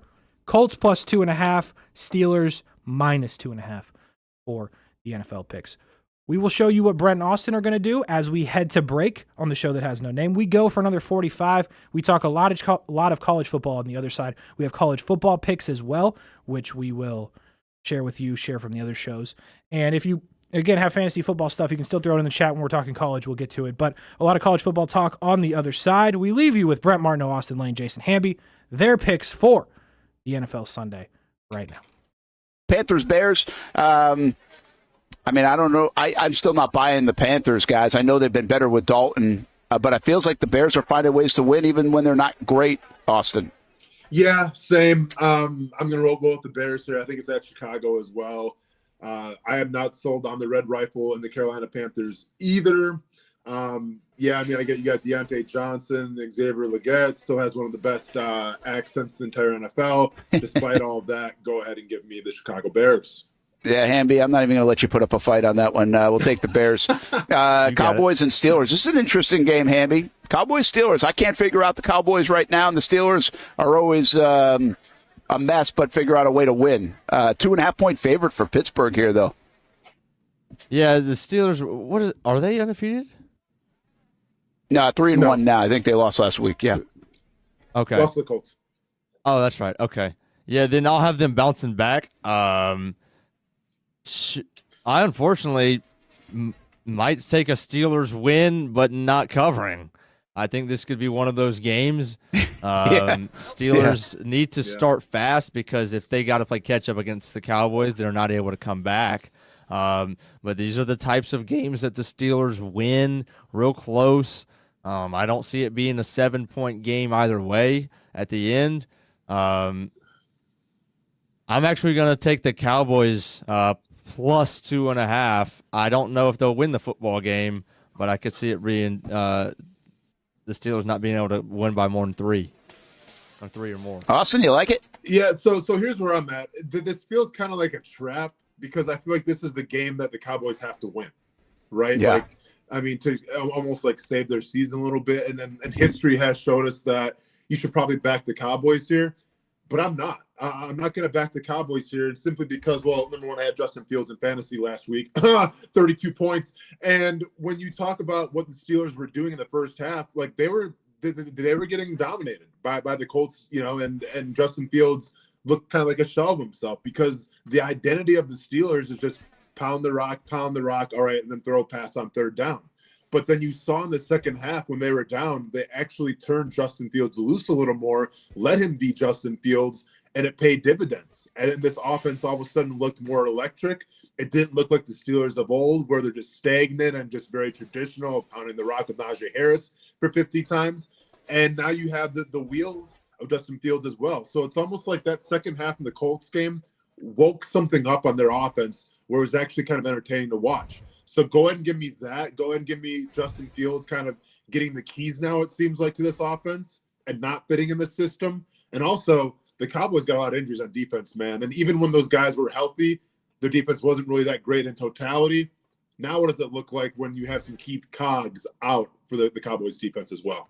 So you don't mind taking the points, 2.5? I don't, no. And plus, Snoop Dogg's going to be there, and when he's around, good things happen. So yeah, that's true. I'll come with you. I like your explanation, Betters, and I don't want to fight you on Monday if they lose. I have a hard time picking the Steelers to win, but they win. Like, it's just, like, I just don't think they're good. But they win. Like, it's weird. And I feel like Dallas should win, and then they lose. So I'm going to go with that trend, which is weird in my mind. Are we all taking the Jags, or we like the Jags this week? Not many times that you can take them coming up over the next couple of months if they keep playing like this. But this feels like one to take them. Yeah, I'm taking the Jags, and who knows, man? I may go to the Palm Sportsbook and even back up that saying as well. Which means they're probably going to lose by 21, but regardless, I am taking the Jaguars here, Brent. Like, I mean, you have the throwback jerseys, Tom Coughlin. Like, I understand you don't buy into those things, but man, the stars are aligned here for a Jaguars W, and if they don't get the win here, I mean, panic buttons all around. Hamby, what do you got? Yeah, I think it's one where anybody is satisfied with a win, no matter what it looks like, but I'm almost in the boat that this has to be a convincing win to get things right and to appease, things a little bit. And I think it should be. I think with Jonathan Taylor out, there's no reason that you should win this football game by anything less than a touchdown. You're at home, like you mentioned, all those things going into it. You gotta win handily. Hey, Hamby, I don't care about touchdowns or anything like that, about how much you win by. 3-2 is fine with me. If Indianapolis wants to forfeit on Sunday, that's fine with me. Like, I really don't care. Just give us a win. Give us 6 days of talking about something other than a loss, please. Everyone loves a good game night. Here you don't have to be the host. You don't have to clean up. They bring the food and drinks to you, and you can watch whatever you want on the big screens. It's more than a card room. It's a night full of fun with friends. Best Bet Jacksonville, Orange Park, and now the newest location here in St. Augustine, right off 95 at exit 311. A brand new clean room, a full bar and menu, my favorite sushi in town. And I love the fries too. You don't have to just play poker at Best Bet. That's why I come over here to the table games and play one-card poker. That's a pretty good card and a win. One-card poker is like war as a kid, you against the dealer. And this isn't the only fun table game to play. A friendly staff, a lot of fun. It's a good night out at Best Bet Jacksonville, Orange Park, and the newest location in St. Augustine. You can be a serious player or a novice. It doesn't matter. If winning equals fun, you're a winner every time at Best Bet. I'll save you a seat, and I'll see you down here at Best Bet St. Augustine. When I say it means something to me, gentlemen, it means something to me. High school football is back, and it's bigger than ever. Welcome to the Friday Night Zone Blitz. It is bigger than a game. Watch the biggest games each week live as the action unfolds with instant reaction and analysis from our Hall of Famer, Kevin Sullivan. It starts with live look-ins at the top matchups, including our Jaguars Prep Whataburger Game of the Week, and that is just the beginning of 4 straight hours of coverage. From 8 to 10:30, the Friday Night Zone Blitz is streaming on our Action News Jax app and online. At 10:30, the Friday Night Blitz you know and love. A half hour of highlights from around the area. 11 o'clock, we shine the spotlight on the bands that pump up the crowd. 11:15, it's time to blitz through the highlights online and on air. Then 11:35, back to the stream to break down the night's results with a reaction from local coaches. 4 straight hours of high school football on the Friday Night Zone Blitz. Only on Action Sports Jax 24/7.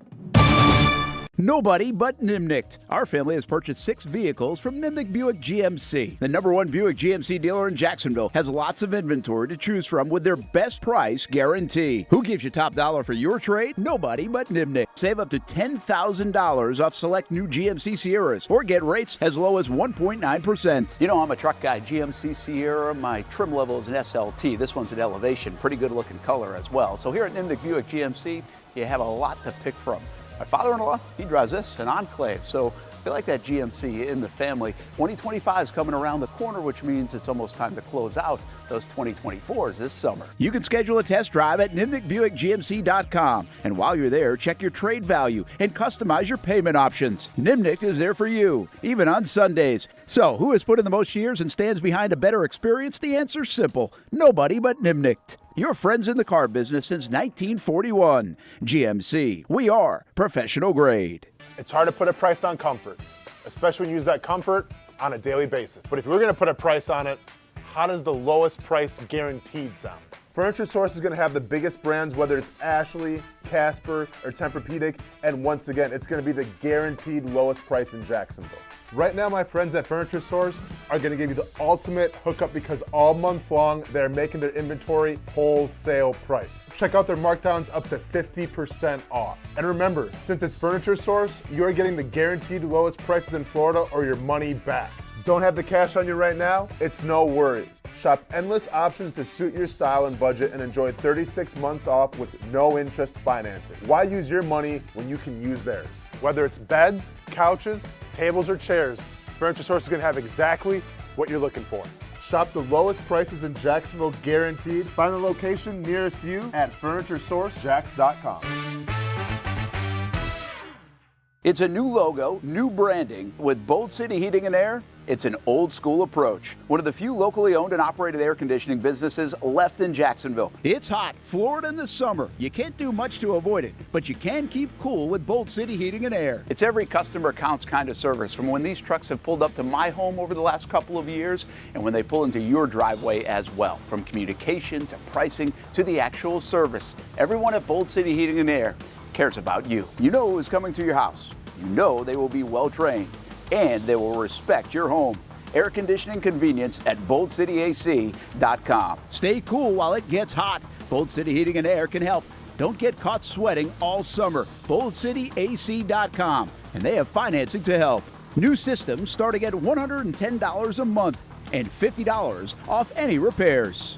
Stay safe, stay comfortable with Bold City Heating and Air at BoldCityAC.com. Homegrown in your hometown. Shout out to the folks at Bold City Heating and Air. I use them. They put my air conditioner into my house. My house is cool. Except this one room that's hot as heck for no reason that my wife won't do nothing about because she leaves her computer on all the time. But that's not a Bold City problem. That's a Kuhrts problem in my household. But shout out to Bold City for cool and warm in the winter at times. For like the 1 week it's cold. For like the 1 week it's cold. But I'm always very content in my house because of the temperature. So shout out to Bold City. For that, this is the Irish Sports Jacks 24/7 Network. Nick on the left, Kasey on the right. Show that has no name. That's what we do. Usually there's a title for shows on this YouTube page or Facebook or Twitter or Twitch. We don't have a title or a show name in our title. We just go straight what we're talking about. No nonsense with the show that has no name. We can talk about anything. We usually keep it to, football, college football, NFL football. But sometimes we talk about there's a snake in my gutter at my house. Yeah, it's a problem. Did it fall out of a tree or did it crawl up? Not a clue. Saw it this morning. My wife goes, I'm sitting there ready to leave, and I'm like half awake. My wife goes, I think there's a squirrel in the gutter. I was like, what are you talking about? So I look. I'm like, that's a snake. Like, I can see it. She's like, oh, what are we going to do? I was like, I don't know. I'm terrified of snakes. As far as I'm concerned, we're going to die. It's probably what's going to happen. It's like, a snake has a house, and we got to relocate. Yeah, then my wife started saying crazy stuff. She's like, what if it gets in the roof? I'm like, then we move. It's like, well, they've got a new tenant. I was like, I don't know what to tell you here. So, so we could talk about stuff like that. We're not going to, because if I do, I'll go insane thinking about the snake that could potentially be in my roof and my air conditioning ducts and all that stuff. So I'm not going to do it. But what I will tell you is if you live in Jacksonville and good at catching snakes, please send me a DM at Kuhrts on Twitter. I'll reply immediately. So you know. College football talk as we are about 30 minutes away from the noon kicks. Games yesterday. Does Syracuse ever play on Saturdays, or are they strictly a Friday team? Because I feel like this is 3 weeks in a row that Syracuse has played on a Friday. These dudes are always playing on a Friday. Let me look. They take the long trip to UNLV, who was undefeated and ranked, by the way, and they get the win over UNLV. Syracuse moves to 4-1. Only loss coming to Stanford. Wins over, at the time, a ranked Georgia Tech and a ranked UNLV. So shout out to Syracuse, college football's Friday team. apparently. Oregon gets a big win that you saw on Fox 30 if you were here in Jacksonville, 31-10 over Michigan State. Houston gets a win over TCU, and Jacksonville State gets a win over Kennesaw State yesterday in college football. As we move to Saturday, some of the matchups of the day include UCLA at Penn State. Missouri, Texas A&M is a big-time ranked matchup. That one will be at noon on a TV station that I'm not going to tell you about because it's not Fox 30 or CBS 47. Louisville in a ranked matchup against SMU. All those in the noon slate. Auburn, Georgia at 3:30. Iowa, Ohio State at 3:30. Ole Miss coming off a loss at South Carolina in that 3:30 window. Indiana firmly ranked in the 3:30 window as well. They will take on Northwestern. 23rd. Yep. I know what I use, right? It is. Alabama off a huge, massive win, number 1 in the country, will go to Vanderbilt. So Upset alert. no, absolutely not. No. There's actually no scenario where that happens. Clemson will go to Florida State. Florida State in a just absolute massive debacle. Boise State backed in the ranked department. They will be at home, 21st in the country on FS2. So that's some disrespect if I've ever heard it. Michigan, Washington, and USC, Minnesota. To end another one, Baylor, Iowa State. All three teams 10, 11, and 16 in the country. All ranked games playing at 7:30. UCF, Florida at 7:45. Miami, Cal tonight late. Used to be late night with the Pac. Now it's late night with the ACC, apparently. And I skipped over Tennessee, Arkansas. My fault there, Nick. In the 7:30 window as well. I wouldn't say a lot of marquee matchups, kind of like we had last week, but I think a couple of good ones. For my money, Missouri, Texas A&M is the best game of the day. Am I wrong? From like an overall competition standpoint, you're not wrong. Haha. Well, looking at the slate, Penn State should win. SMU Louisville's actually interesting because I Sneaky decent. Yeah, I think that's probably the second best game of the day. I'm right there with you. Maybe South Carolina, Ole Miss. South Carolina's like up and down. They had the good game against Kentucky. South Carolina could be a good game because what is Ole Miss? If they're the Ole Miss of last week, that's going to be a close game. Yeah, plus, and the thing is, I think the issue that Kentucky presented for Ole Miss was the front four, front seven, getting pressure to Dart. Arguably, South Carolina has like a top 3, top 5 defensive line in the conference with that like stud freshman kid that they got, Dylan Stewart or whatever his name is. That is his name. I got mini helmets on my eBay, by the way. At Big Ham Collectibles. So, real. I mean, I believe you. You got any Tennessee helmets? Not at the moment. I just sold them. I had, what's his name? Oh. I loved what's his name. No, we just talked to the edge kid. Derek? Barnett? No. Pierce? He's on the team now. Oh, James Pierce? No. Ross? Mm-hmm. Oh, Jordan Ross. Jordan Ross. Yeah, the kid out of Alabama. That could be a sneaky good matchup. Auburn's going to get shellacked. Yep. Absolute debacle last week from Auburn, by the way, if you didn't see it. Up big, and then they blow it. 3-1 Iowa with a competent offense. Agreed. Sneaky. Did they make something shake there? Well, here's the one. Here's why I'm with you on that. On that travesty of a 3:30 kick on CBS. All right, bad. 47. What do we know about Ohio State? Anything? Absolutely nothing. Like, they're the one team, and they do this every year. They never play anybody. But, like, Akron, Western Michigan, Marshall, and Michigan State. That's who they've played. Like, I haven't heard a single person mention Ohio State this year. Granted, we're in Jacksonville, Florida, so I understand that. But, like, to me, they're as irrelevant as good teams are right now. I'm thinking about just off the top of my head, and I understand the location that we're in. I get that. But teams that I've thought about more than Ohio State in terms of teams that are good, Alabama, Georgia, obviously. Tennessee, maybe that's just because I've been hanging out with you. But I've thought about Tennessee a lot more. I've thought about Ole Miss a lot more. I've thought about, honestly, Penn State a lot more. I've talked about Syracuse and Nebraska. And Illinois more than I've thought about Ohio State. Like, Ohio State, and I get it. They do this all the time. But to me, they're just like there. Because, sure, they're undefeated, and sure, they've stomped their opponents.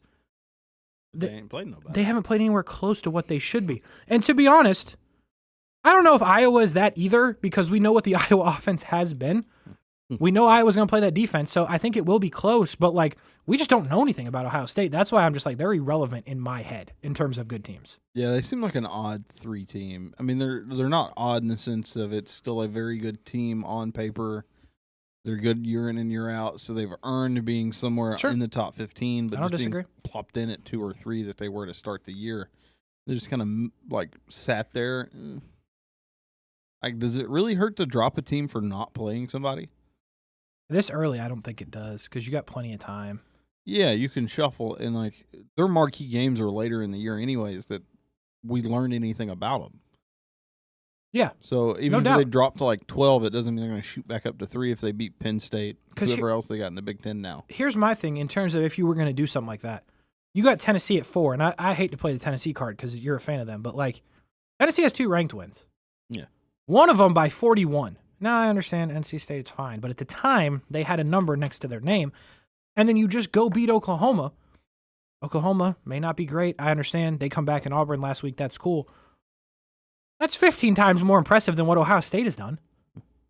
Ohio State is playing teams that are inferior, just to be real with you. Now, granted, how'd that work out for Notre Dame? They lost. But, like, I'm with you.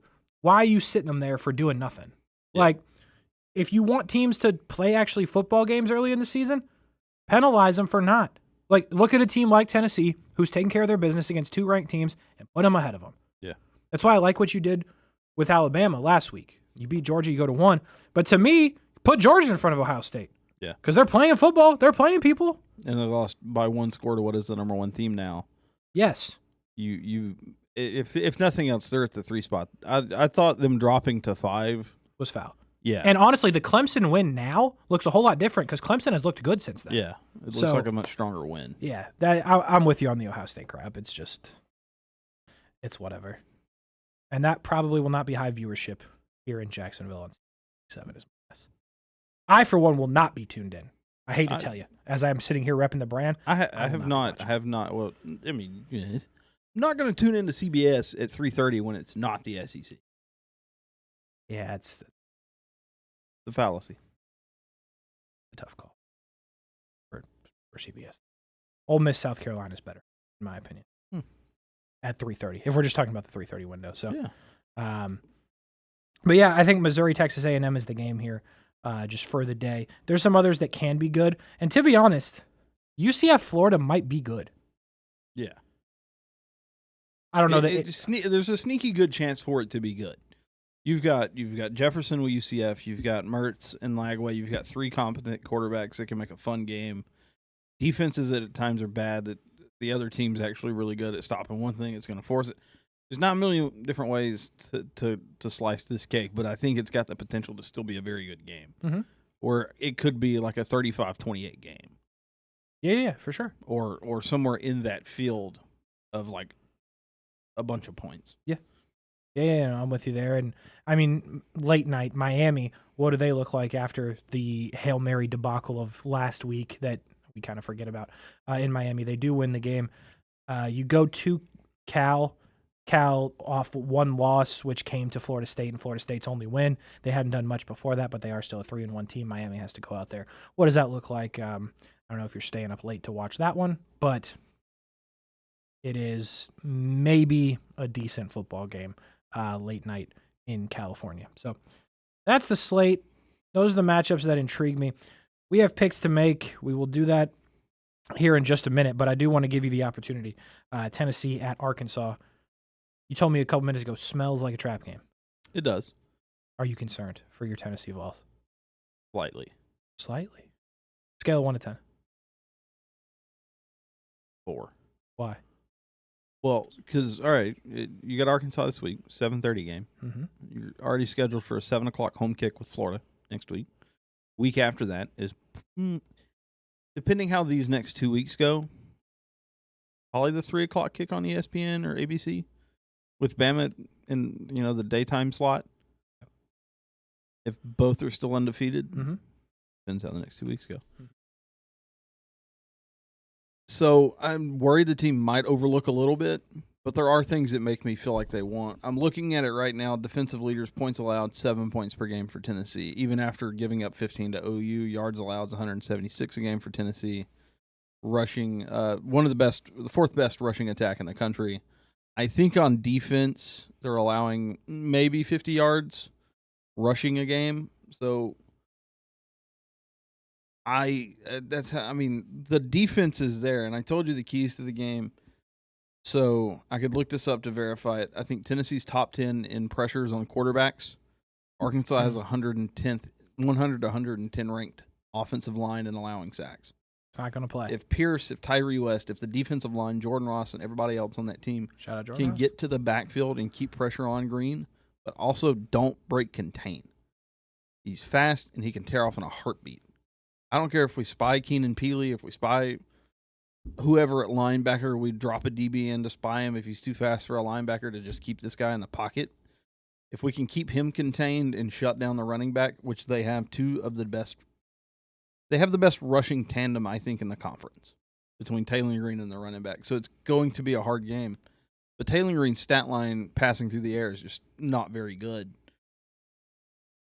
I'm going to see if I can find it real quick, but if I can't, I think he's 1 for 1 in touchdowns to picks. Could be wrong. I can find it.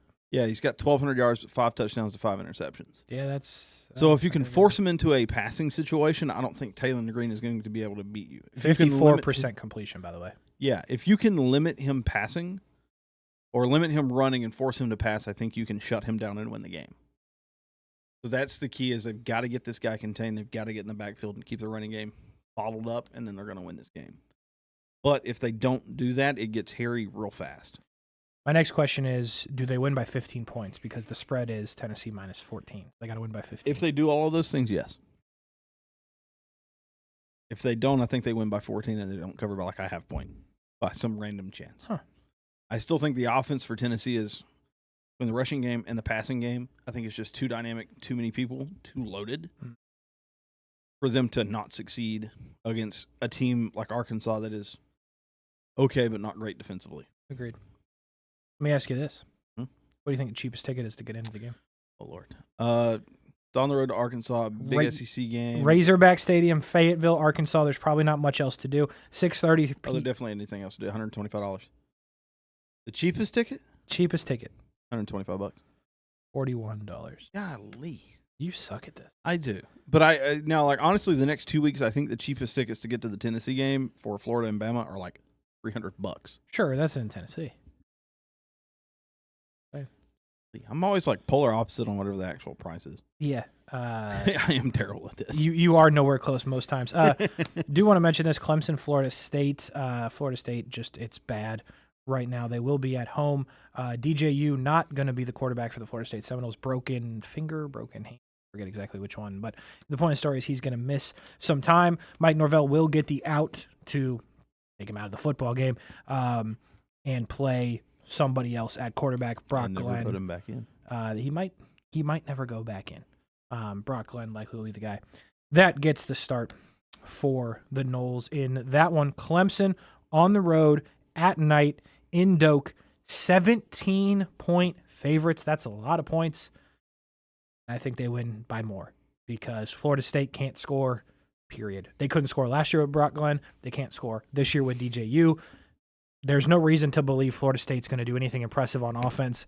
And Clemson, since week 1, has looked damn good. So I like Clemson minus 17, and I think they win by even more. My question to you is this, cheapest ticket in that one.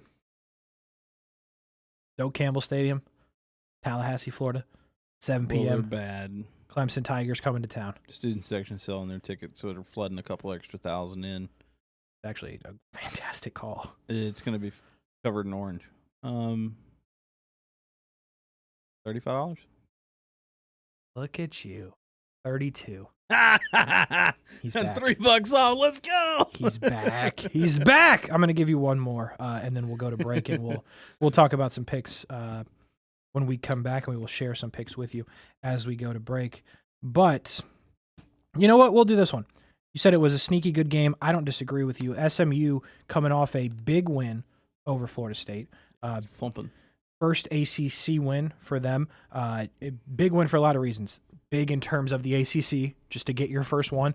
To do it over Florida State, who was undefeated, should have been the college football playoff last year. Beat them by 30-something points. Dog walked them. So big all the way around for them. They go to Louisville, who Louisville is a ranked team.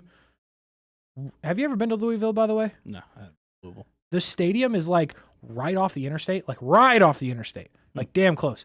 But it's a big one, and they pack it in. Decent game with Notre Dame last week.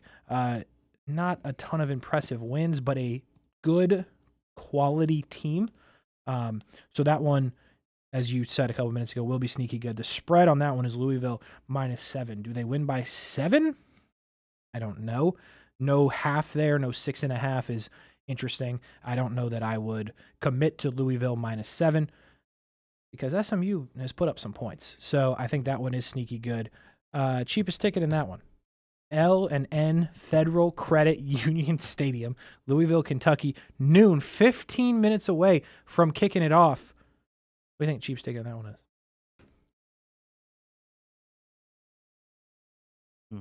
Yeah, SMU's probably not going to travel well. Small school. It's going to be packed out. Okay. Student section won't sell. Definitely not student section. You're right there. 95. 13. And I'm gone again. $13. 1 for 2, boys. It's progress. 1 for 3. It is progress. 1 for 3. Where's the third game? Tennessee. Oh, yeah. Pay off again. 1 for 3. Not bad. It's kind of like our picks. Our picks have absolutely struggled. The games we're picking this week for college football, we are picking Missouri, Texas A&M. We are picking UCF, Florida, and Michigan, Washington. Here's what we'll do. We will play you the picks from Brent and Austin as we go to break. When we come back, we will make our picks. I will tell you about Miller and Moulton's picks. I'll probably tell you about Young and Norvell picks too, because I don't see us having time to get to that. But I do want to play you Brent and Austin's picks. One, because Brent is my boss, and I feel like I should get him some FaceTime in versus Young and Norvell. No offense, Terry and Patrick, like y'all, but I need to stay on the good Brent. So any FaceTime for Brent is good. Brent Martineau, Austin Lane, Jason Hamby, their college football picks, ours, and we wrap up with the show. On the other side, the show with no name, Action Sports Jacks 24/7 Network. Here are Brent and Austin's picks for the week. Missouri at Texas A&M, -2.5 for Texas A&M, Austin Lane. Missouri, the better team, but they go on the road and have to play in a hostile environment. I'm not sold on Texas A&M, but what do you say? I'm going to say this. I'm going to say that I'm not convinced of Missouri's schedule so far, what they've been able to accomplish. Yes, they're undefeated, but who have they really played against? You're going now to a bump in talent, a bump in college atmosphere, Stadium Pulse. Check out, Jason Hamby show. Stadium Pulse will be a thing in Aggie land with their super weird chants that I don't understand at all. Nevertheless, I'm taking Texas A&M here. Yeah, by the way, Stadium Pulse was a good idea, Hamby, because now I see it all over the place. I see it at the games. I see it everywhere else. Like, I didn't even know what you were talking about when you started the show, and now I see it everywhere. So that's good. Hopefully you guys check out the show, 9 a.m. until 10 a.m. It actually will replay today at 3 o'clock as well here on the Action Sports Jacks 24/7 Network. Shameless plug for the Hamby and Nick folks out there talking college ball. All right, Texas A&M or Missouri? What do you have, Hamby? Yeah, I'm going Missouri in this one. I think, A&M just I'm not convinced defensively in the secondary. I think they have a very strong front seven, perhaps the most imposing kind of figures A&M does, especially the front four, really of any team, especially, so far this year. But Luther Burton's unbelievable. I think him and Cook will be able to dial up enough times to squeeze out a win. I'll take them in the points. I'll take them by about 1 touchdown. So, all right. So we're going Missouri there. Getting 2.5, by the way, on the road too. We'll take it. UCF, Florida. All right. I know what Hamby's doing, so I'm not even going to talk to him about it. Austin, what do you think? 2.5 favorite in the swamp for UCF. I would have picked this all day, man, but they concerned me after that loss to Colorado. I got to tell you. Yeah, Hamby, go and put your earmuffs on real quick because I watched that game and the fact you guys can move the ball like you wanted to against the Colorado defense that, I'll be honest, does not impress me whatsoever. And there you go against the Florida Gator defense in the swamp with, bragging rights and, the state of Florida on the line here. I'm leaning towards the Gators.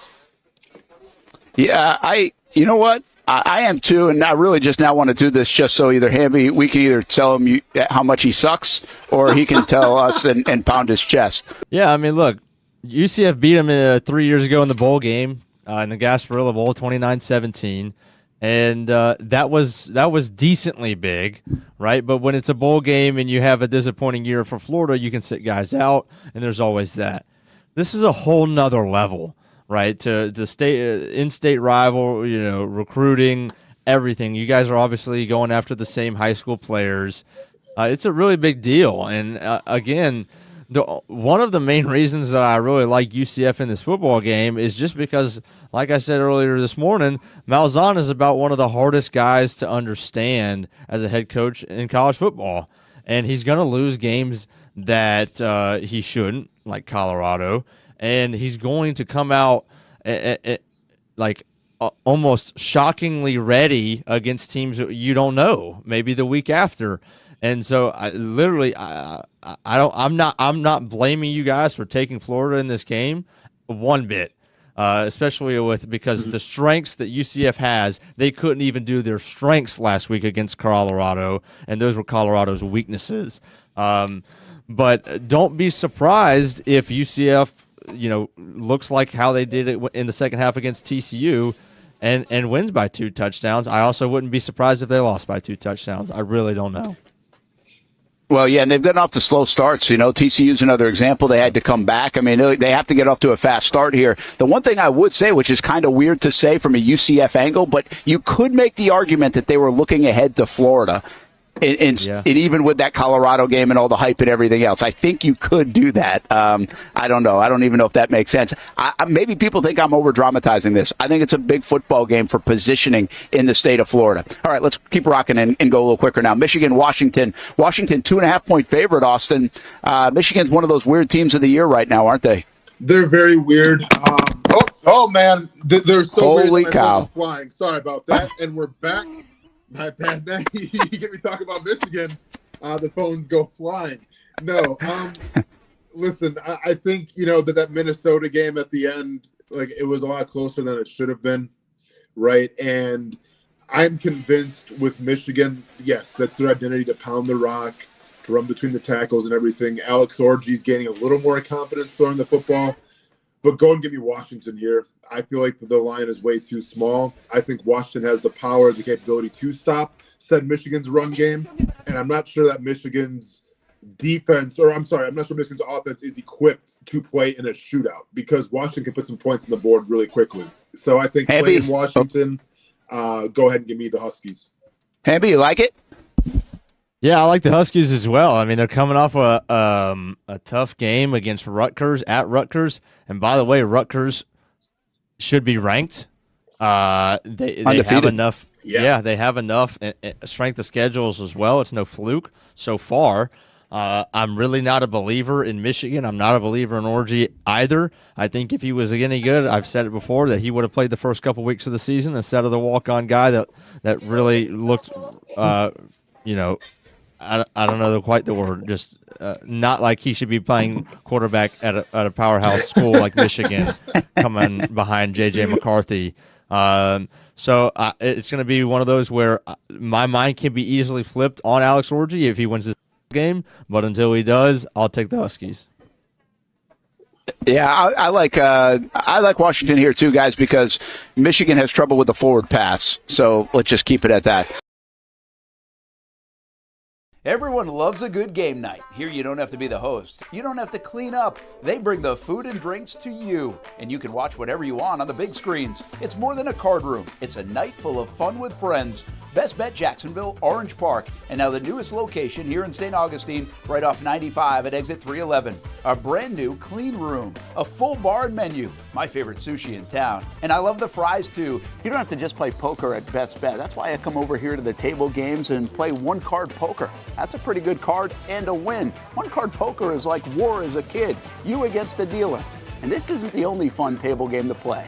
A friendly staff, a lot of fun. It's a good night out at Best Bet Jacksonville, Orange Park, and the newest location in St. Augustine. You can be a serious player or a novice. It doesn't matter. If winning equals fun, you're a winner every time at Best Bet.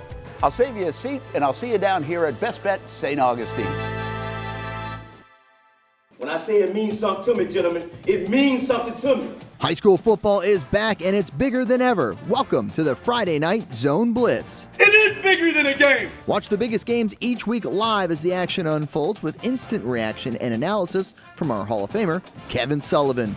It starts with live look-ins at the top matchups, including our Jaguars Prep Whataburger Game of the Week, and that is just the beginning of 4 straight hours of coverage. From 8 to 10:30, the Friday Night Zone Blitz is streaming on our Action News Jax app and online. At 10:30, the Friday Night Blitz you know and love. A half hour of highlights from around the area. 11 o'clock, we shine the spotlight on the bands that pump up the crowd. 11:15, it's time to blitz through the highlights online and on air. Then 11:35, back to the stream to break down the night's results with a reaction from local coaches. 4 straight hours of high school football on the Friday Night Zone Blitz. Only on Action Sports Jax 24/7. Nobody but Nimnicht. Our family has purchased 6 vehicles from Nimnicht Buick GMC. The #1 Buick GMC dealer in Jacksonville has lots of inventory to choose from with their best price guarantee. Who gives you top dollar for your trade? Nobody but Nimnicht. Save up to $10,000 off select new GMC Sierras or get rates as low as 1.9%. You know, I'm a truck guy. GMC Sierra, my trim level is an SLT. This one's an Elevation. Pretty good looking color as well. So here at Nimnicht Buick GMC, you have a lot to pick from. My father-in-law, he drives this, an Enclave, so I feel like that GMC in the family. 2025 is coming around the corner, which means it's almost time to close out those 2024s this summer. You can schedule a test drive at NimnichtBuickGMC.com. And while you're there, check your trade value and customize your payment options. Nimnicht is there for you, even on Sundays. So, who has put in the most years and stands behind a better experience? The answer's simple. Nobody but Nimnicht. Your friends in the car business since 1941. GMC, we are professional grade. It's hard to put a price on comfort, especially when you use that comfort on a daily basis. But if you were going to put a price on it, how does the lowest price guaranteed sound? Furniture Source is going to have the biggest brands, whether it's Ashley, Casper, or Tempur-Pedic, and once again, it's going to be the guaranteed lowest price in Jacksonville. Right now, my friends at Furniture Source are going to give you the ultimate hookup because all month long, they're making their inventory wholesale price. Check out their markdowns up to 50% off. And remember, since it's Furniture Source, you're getting the guaranteed lowest prices in Florida or your money back. Don't have the cash on you right now? It's no worry. Shop endless options to suit your style and budget and enjoy 36 months off with no interest financing. Why use your money when you can use theirs? Whether it's beds, couches, tables, or chairs, Furniture Source is going to have exactly what you're looking for. Shop the lowest prices in Jacksonville guaranteed. Find the location nearest you at FurnitureSourceJax.com. It's a new logo, new branding. With Bold City Heating and Air, it's an old school approach. One of the few locally owned and operated air conditioning businesses left in Jacksonville. It's hot, Florida in the summer. You can't do much to avoid it, but you can keep cool with Bold City Heating and Air. It's every customer counts kind of service, from when these trucks have pulled up to my home over the last couple of years and when they pull into your driveway as well. From communication to pricing to the actual service, everyone at Bold City Heating and Air cares about you. You know who is coming to your house. You know they will be well trained and they will respect your home. Air conditioning convenience at BoldCityAC.com. Stay cool while it gets hot. Bold City Heating and Air can help. Don't get caught sweating all summer. BoldCityAC.com. And they have financing to help.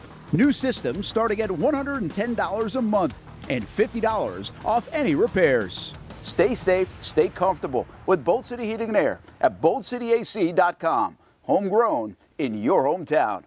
Here we go, minute and a half in show. I'm going to answer the question in the chat, and then we'll do our picks. Full PPR, different leagues. Start 1 quarterback, 1 wide receiver, or 1 running back, 2 flex. Murray, Fields. Give me Kyler. Ford, Akers. Yikes. Give me Ford, although I'm not happy about it. Waddle, Wicks, Jennings. Give me Wicks. Downs, Ayuk, McLaurin, Sutton, Wicks, Tucker. Downs, McLaurin. And then start 2, I go Garrett Wilson, McLaurin again. So I know that was quick, but we don't have much time. So that's what I would do. Rest of the college football picks, the Young and Norvell show is taking Texas A&M minus 2.5. They are taking UCF minus 2.5. And a absolutely terrible time to lose my text. Holy cow. And they are taking Michigan plus 2.5. Miller and Moulton taking Mizzou plus 2.5. Gators plus 2.5. Michigan plus 2.5. Nick and myself, the show that has no name with a minute to go, we are taking Missouri plus 2.5. I just don't understand the line on this one. Vegas, I think, thinks they know something. They don't know. Missouri's the better team, and they're getting points. So give me Missouri.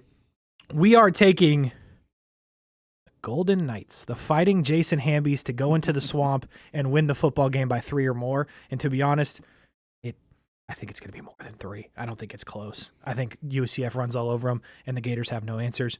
And I think the Gators are looking for a coach on Monday. And Michigan, Washington, we are taking Michigan plus 2, which I don't love because they don't know how to throw it. No. Forward pass, as Brent said. Got a better running game, I think. It's a little tough, but yeah, I agree. I think they figure it out on the road. So Michigan, UCF, Missouri for the show that has no name. Nick on the left, Kasey here on the right. And that'll do it. Coming up next on the Action Sports Jax 24/7 network is the Zone Blitz from last night. 4 hours of high school football. It's like Red Zone. Watch it. Enjoy it. For Nick, I'm Kasey. We'll do it again next week. Have a good weekend, everybody.